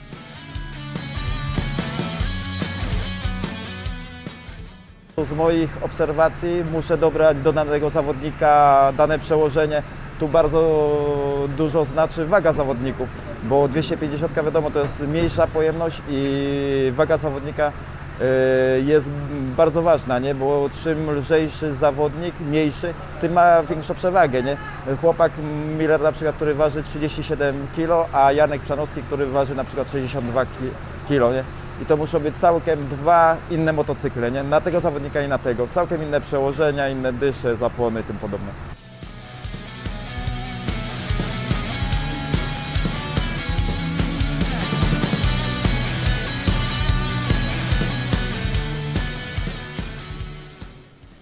Żeby nie było tak zwanych brzydkich, jak powiem, chamskich zachowań czy chamskiej jazdy. Na to no, się nie zezwala, zwłaszcza w młodym wieku, w ogóle się nie zezwala, bo jest tyle biegów, tyle meczów w waszej przygodzie, karierze, że jak nie dzisiaj, to jutro macie szansę wygrać, a nie chodzi o to, żeby po prostu komuś krzywdę zrobić. Można tak powiedzieć, że w tym roku tak no, najmocniej to jest zrobione, bo będzie 16 turniejów.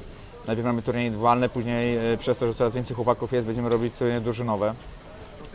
Więc ten poziom jest bardzo duży. No, jest to przedział, bo przepaść nieraz, bo są chłopacy, którzy mają 13 lat, początku roku, a są chłopacy, którzy mają 15 lat, którzy są pod koniec roku, kończą 15 lat, więc to jest ponad 2-2,5 roku. Przy takim wieku młodzieżowym jest to duża przepaść i umiejętności też są różne, ale to, co było 2-3 lata temu, a teraz to naprawdę jest duża przepaść i dzisiaj twierdzę, że chłopacy, którzy nie przechodzą przez te 250, mają bardzo ciężko w odniesieniu do sukcesów w dalszej karierze. Nie mówię, że to jest przekreślone, ale na pewno w dużym stopniu daje to im pewność rozwijania się, bo przez te 2 lata w wieku 13, 14 czy tam 15 lat mają szansę objechać tych 40 parę spotkań, więc to jest bardzo duże doświadczenie. Jeżdżę w klasie 250, w moim klubie jest GKM Grudziądz. Sport żużlowy uprawiam 3 lata. Trener zawsze daje nam cenne wskazówki, żebyśmy wygrywali zawody. Wzoruję się na wieloma zawodnikami, szczególnie Bartosz Zmarzik, podoba mi się jego styl jazdy. No i też Artyom Łaguta.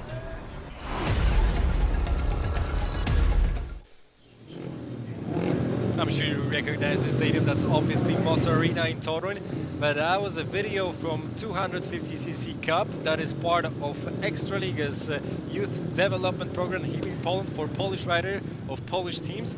I'm sure we're going to see some of those Polish riders here on the main stage at Ekstraliga in Poland sometime soon, but right now we're seeing the last 4 races of the day. Bajdur, Rzeszów, Latik and Troy in hit number 17.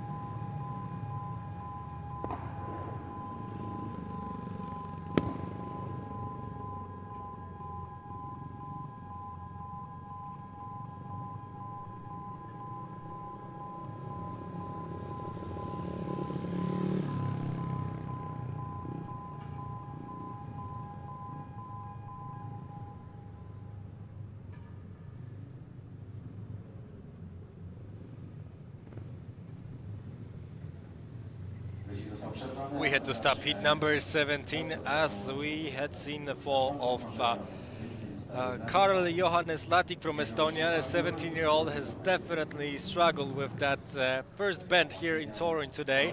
That is the 3rd time in the row he's going to be excluded due to the fact that he had fall here right on the first bend. We're going to see it in a few moments' time.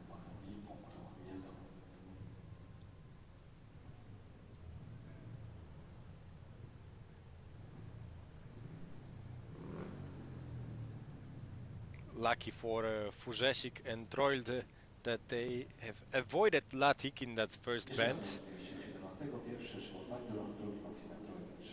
The Estonian fell on the 4th lap, which means that we will count the scores from that as they were when Latik fell, obviously with the Estonian being excluded from the race, not scoring any points. Szymon Bajdur finished with a 3. That was his 3rd win of the day, putting him really high in the stands at the end of the competition. We also witnessed a battle between Troilde and Furzesi, between the German and Hungarian riders. And now we're seeing Latik's bike being taken to the pits. Very unlucky of the 17-year-old racer from Tallinn, Estonia.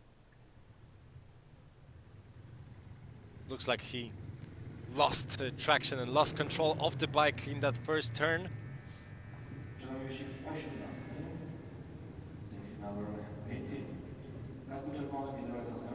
Lots of water have been poured on that track during the maintenance break. The organizers are trying to do their best to avoid the drying up that's already slick track here in Torun today.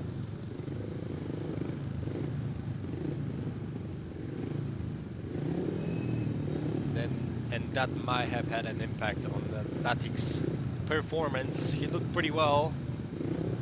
He's riding on the second place in Heat 17, but will finish the competition with only 4 points that he managed to score in the first 2 starts of the day. Very unlucky of the Estonian. And right now we're getting ready to Heat number 18, Oskar Huriš, who managed to win his last race starting from gate number 1, that was Heat 16. But we do remember the circumstances with Heiselberg having some technical issues on the very last lap of Heat 16. Alongside Huriš, at the tapes is already Runke, Hegner and Affel, so 2 Polish and 2 German riders in Heat number 18.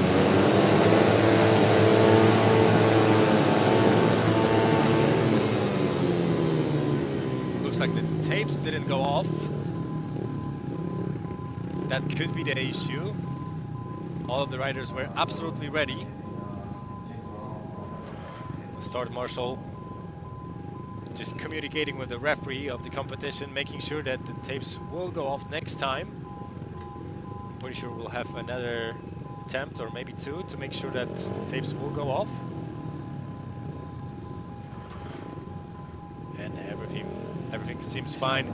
Thumbs up to the ref, Arkadiusz Kalwasiński, who just started his career as a referee, made his debut recently, just a week ago here in Ekstraliga. Obviously he was a referee in the 2nd division earlier on, and then he was a track marshal before that, taking care of many tracks in Poland.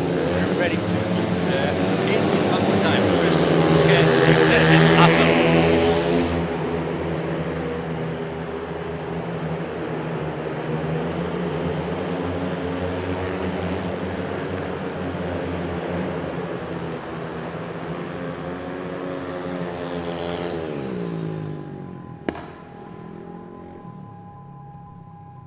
We had yet another crash here in Torun.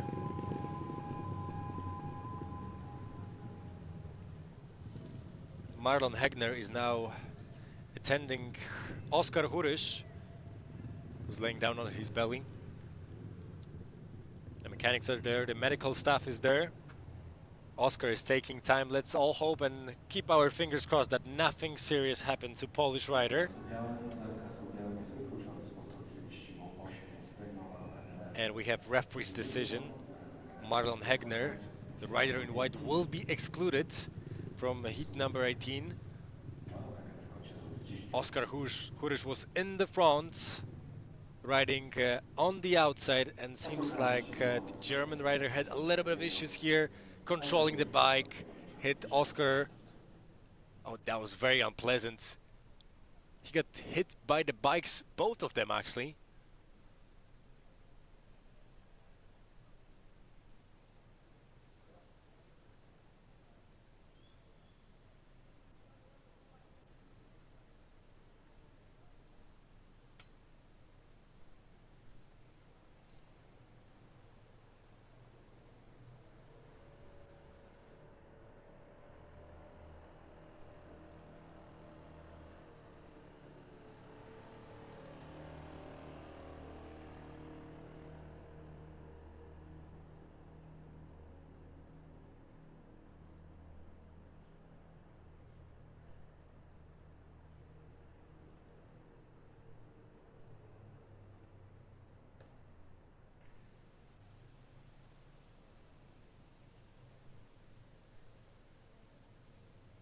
And we're seeing something we definitely don't want to see, an ambulance being called to Oskar Huriš, a 16-year-old representing Stal Gorzów in Polish Ekstraliga. He already scored a few points for Stal. Let's see it one more time. Oskar in the red and Marlon Hegner in white.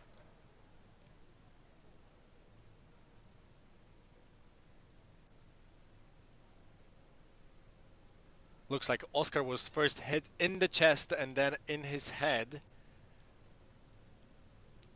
He was communicating with medical stuff, so hopefully his head is all fine, but that chest took a major impact from hit right here from his own bike. Obviously a very unpleasant moment when you're going at a really high speed, especially that he was traveling on the outside. And then it comes to a stop very suddenly.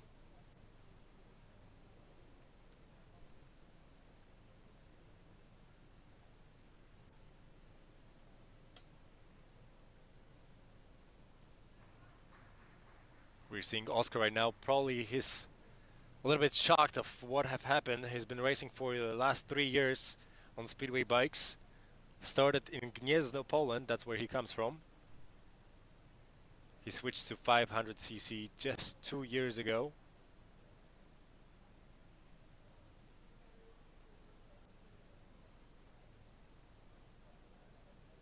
We did see a horrible crash, absolutely horrific crash. Today in the 250cc category, earlier today in hit 16, that's when Alfonso Wiltander did not manage to control his bike. Coming out of second turn, he went sideways on the track, got hit by Dawid Grzeszczyk. They both went to the hospital. Grzeszczyk is supposed to have a broken femur. We haven't heard from Wiltander yet, but I'm sure that Speedway Ekstraliga website will post an update as soon as we learn more about their condition. And we're seeing that Oskar Hurysz is being taken to the hospital. Or maybe, just maybe, some further examination here in the pits to make sure that Oskar is fine.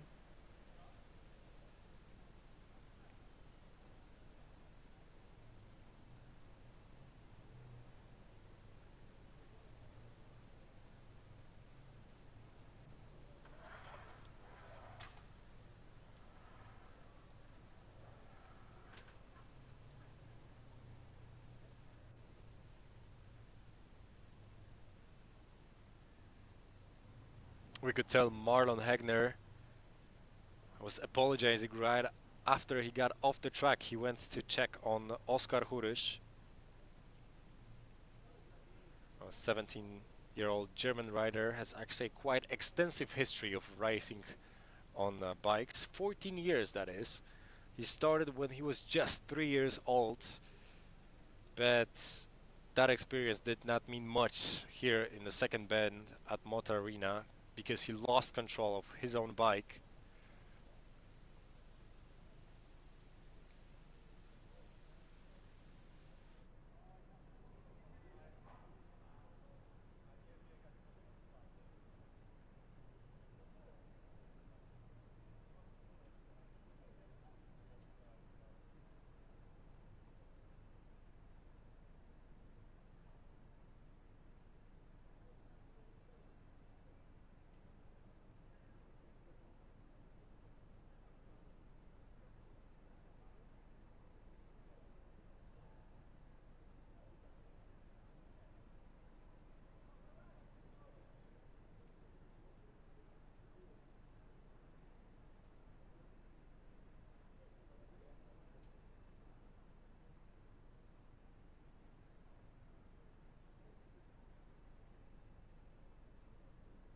And as we're waiting and hoping that everyone is fine involved in that crash in heat 18, let me just tell you about tomorrow's schedule. Tomorrow will start at 8:30. That's where when the gates open here at Motor Arena. If you're in the area, if you're a fan of Speedway, you're more than welcome to come here to the stadium. It is free of charge to enter, because at 9 a.m. of Central Eastern Time will start the silver final of 250cc category. There's going to be just a few riders racing for that title.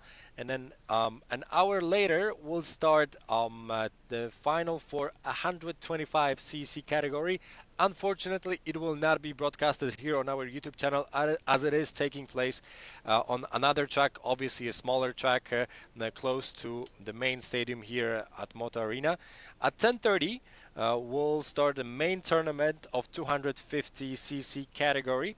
And that's going to be some fun racing based on what we have seen today in the qualifiers of 250cc category.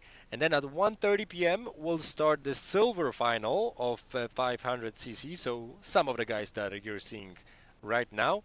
And then 3 hours later at 4:30, the main final, the last event of the camp, the golden final of 500cc with 16 best riders from both of the groups. Top 8 from group number 1 that we're watching right now. Group number 2 that we'll be seeing later today. I have not yet received information what time we should start. It was planned to start at 5:30, but looks like we may have a slight delay as we still have 3 races to compete here in the first qualifying group of 500cc, and we'll probably need about an hour, maybe 2 hours of track maintenance before we get started with the next race. This is quite substantial amount of racing when it comes to Moto Arena, considering that we've been racing here since 9 a.m. The track definitely needs some maintenance in between the meetings.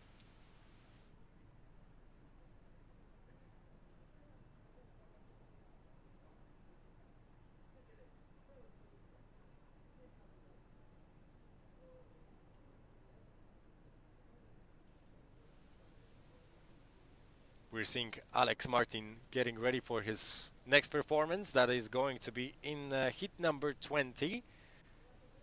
The Californian has already scored 4 points. Had a little bit of a fall in the previous heat, so he's definitely fighting for some extra points to make it to the golden final. And one more time here, the crash that caused Oscar Hurush to go into an ambulance. Oscar was doing great until that happened. 11 points today in just 4 heats.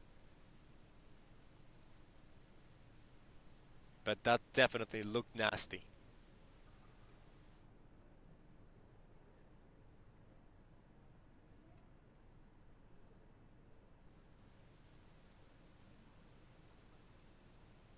We're hoping to move on and restart the competition quickly here with heat 18. That is 3 heats to go for group number 1. After that, I'll let you know what about group number 2. We'll have a separate stream on our YouTube channel, so please stay tuned. Make sure you follow Ekstraliga on YouTube to not miss out on other meetings. Hopefully they will take place in time and a little bit faster. Like I said, the 250cc group went pretty quickly, besides one very horribly looking crash that took an extra hour because we had to wait for both of the ambulances to come back. All 26 heats took place in just 2 hours time. That was quite impressive from the ref and from the staff to make sure that everyone was ready on time, and that went pretty quickly, but this is already taking a pretty long time as we started at 1:30 with our broadcast of this first qualifying group of 500cc. We needed about 30 minutes of track maintenance to make sure that we were ready for heat number 1. And now it is already 2 hours that have passed of that competition with 3 heats remaining to go.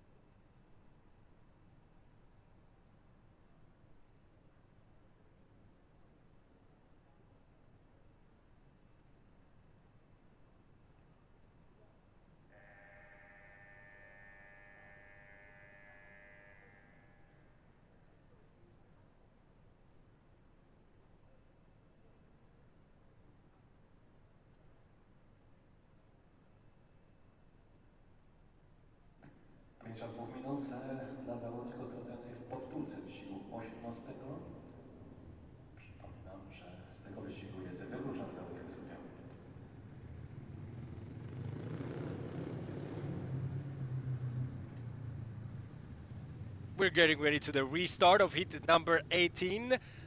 You can see Mateusz Affelt, who did not great in the first attempt at heat 18, although he was doing absolutely fabulous in earlier stages of the competition, went unbeaten in 4 starts of the day. Now I have just received a message about Oskar Hurys, the guy who had that crash in heat number 18 just a few minutes ago. He is in the ambulance, but he is taken care of in the pits as his shoulder bone fell out of place. It is not broken, no bigger damage was done, but they are still considering whether he was ready to race in heat 18. The doctor said not. They made a decision not to put Oskar in danger in the rerun of heat number 18. So we will be seeing just 2 riders. That is going to be Luis Runke from Germany with 7 points on his account since the start of the competition. And Mateusz Affelt in yellow. Heckner was excluded. Hurys not able to race in heat 18, so we're seeing just 2 riders, and we're seeing a great advantage that Mateusz Affelt has gained over Luis Runke in the early stages of heat 18.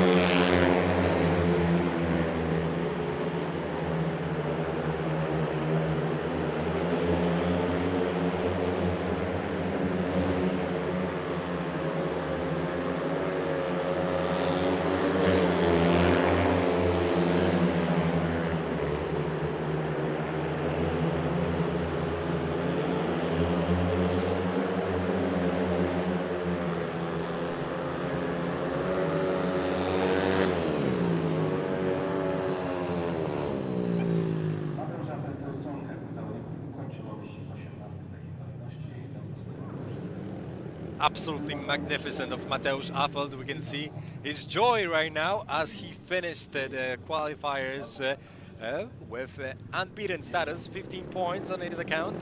Definitely great performance. Please remember, this is his home stadium. He definitely knows the track very well, and he has shown that today with 15 points, 5 wins every time. Although it did help him that the heat 18 was rerun, as there was a horrible crash of Oskar Hurys. Luckily, no bigger damage, no bigger injury to Oskar Hurys. Hopefully he'll be ready to race tomorrow. We know that Speedway riders are a little bit of a different breed. They can take some damage, they can take some injuries and still function, what we other mortals wouldn't be able to do. Luis Runke came second in heat number 18, which means that he scored 9 points total in today's qualifiers. Pretty good from the German rider.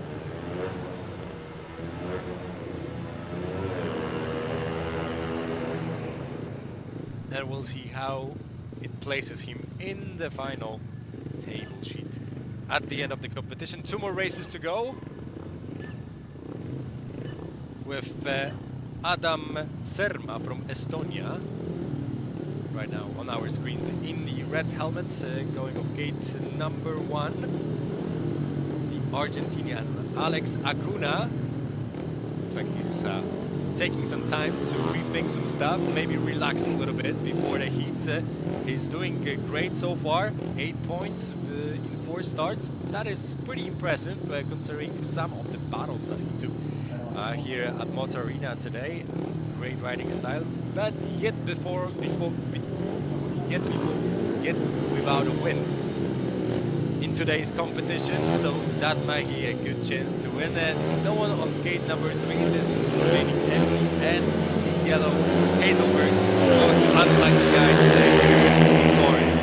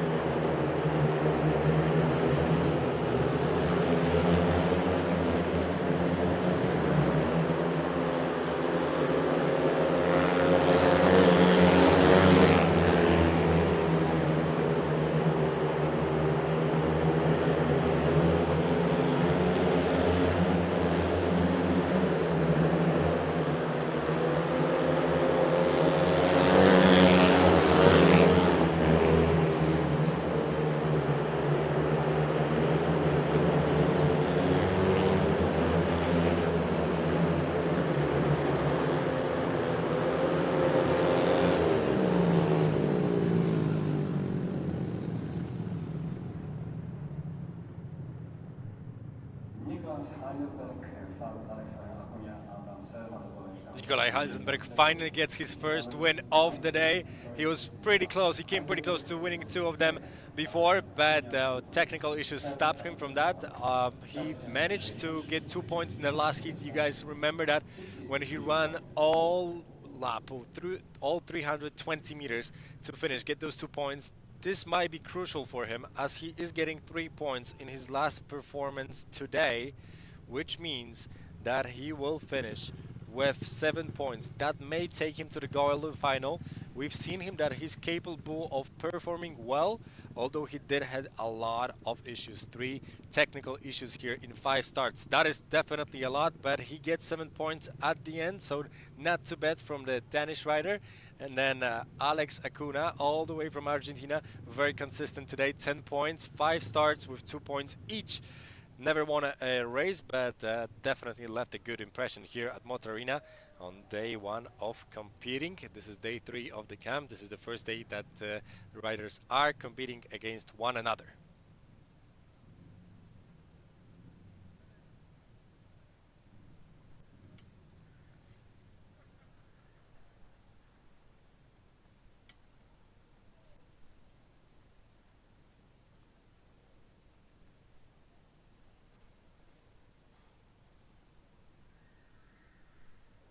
Looks like Adam Serma had a little bit of problems.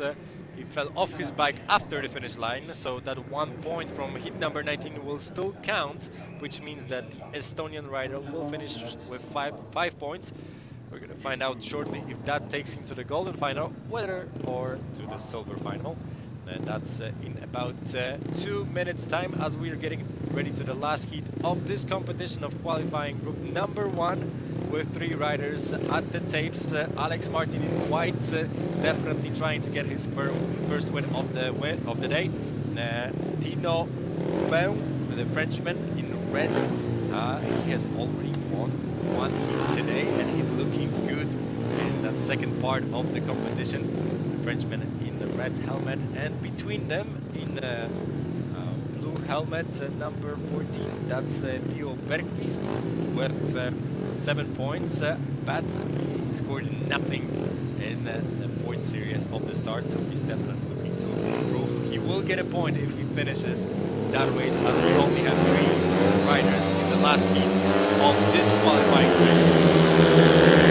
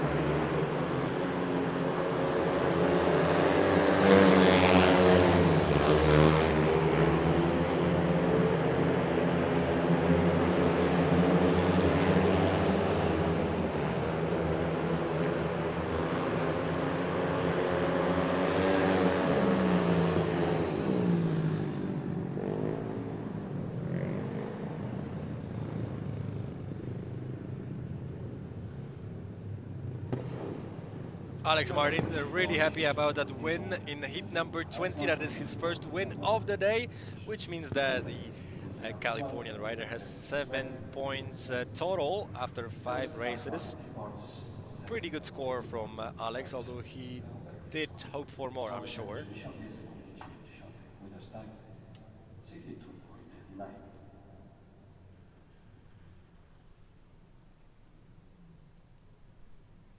We're watching the replays of the start. Theo Bergqvist from Sweden, definitely not the best start, struggling on that first lap.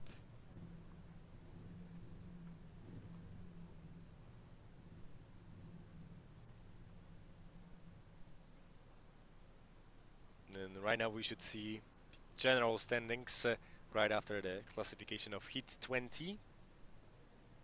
Good job from Tino Bouin from France. He started with exclusion after he fell off his bike, but then he did pretty well. 8 points in the next 4 starts. When we see the general standings, I'll let you know who made it to the golden final. That's the top 8 of this competition. And we're seeing all those names right now. Mateusz Raffelt unbeaten in 5 starts. Oskar Hurus, even though he did not start in the 5th series, then he made a 2nd place. Hegner from Germany with Akuna and Bindur from Poland, 10 points, which means that they're taking places 3 to 5. Luis Runke, quite lucky with some of his performances today, as not all of his races were completed by 4 riders, but finally the German gets 9 points and makes it to the golden final. Theo Bergqvist, even though he did not win with any other competitor in the last 2 heats, scoring only 1 point, makes it to the final with 8 points, and the Frenchman Tino Bouin makes it as the last rider from group number 1 to the golden final. And these guys will perform in the silver final tomorrow, a little bit earlier. 7 points of Hilserberg, quite unlucky of the Danish rider Alex Martin. We saw that he's capable of winning the race, but only in the last heat, so that puts him in the 9th position.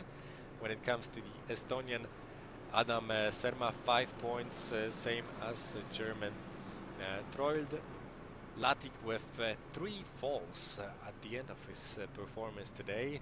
Makes it with 4 points to the 13th place, and Richard Fuzeshi, same score, but 14th place out of the 16 numbers we've seen. We'll see 12 riders with the 16 rider format.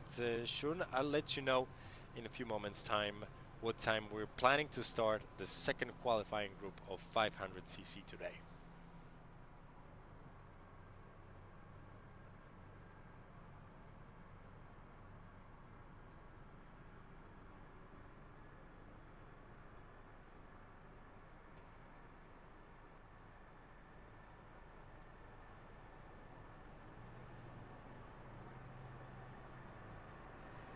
Thank you very much for joining us for our 3rd broadcast of the day, and well, thank you. I'll see you soon at 5:30 Central European Time. That's where, according to the plan, group number 2 will start. This is our schedule for today, and we're hoping that an hour and 10 minutes will be enough for the track to get ready for the next competition. Next 12 riders from the 500cc category. 8 of them will make it to the final with the guys you have seen during this broadcast. Thank you very much, and I'll hear and see, and I'll talk to you guys later at 5:30. Thank you very much for joining us here at Speedway Ekstraliga Camp.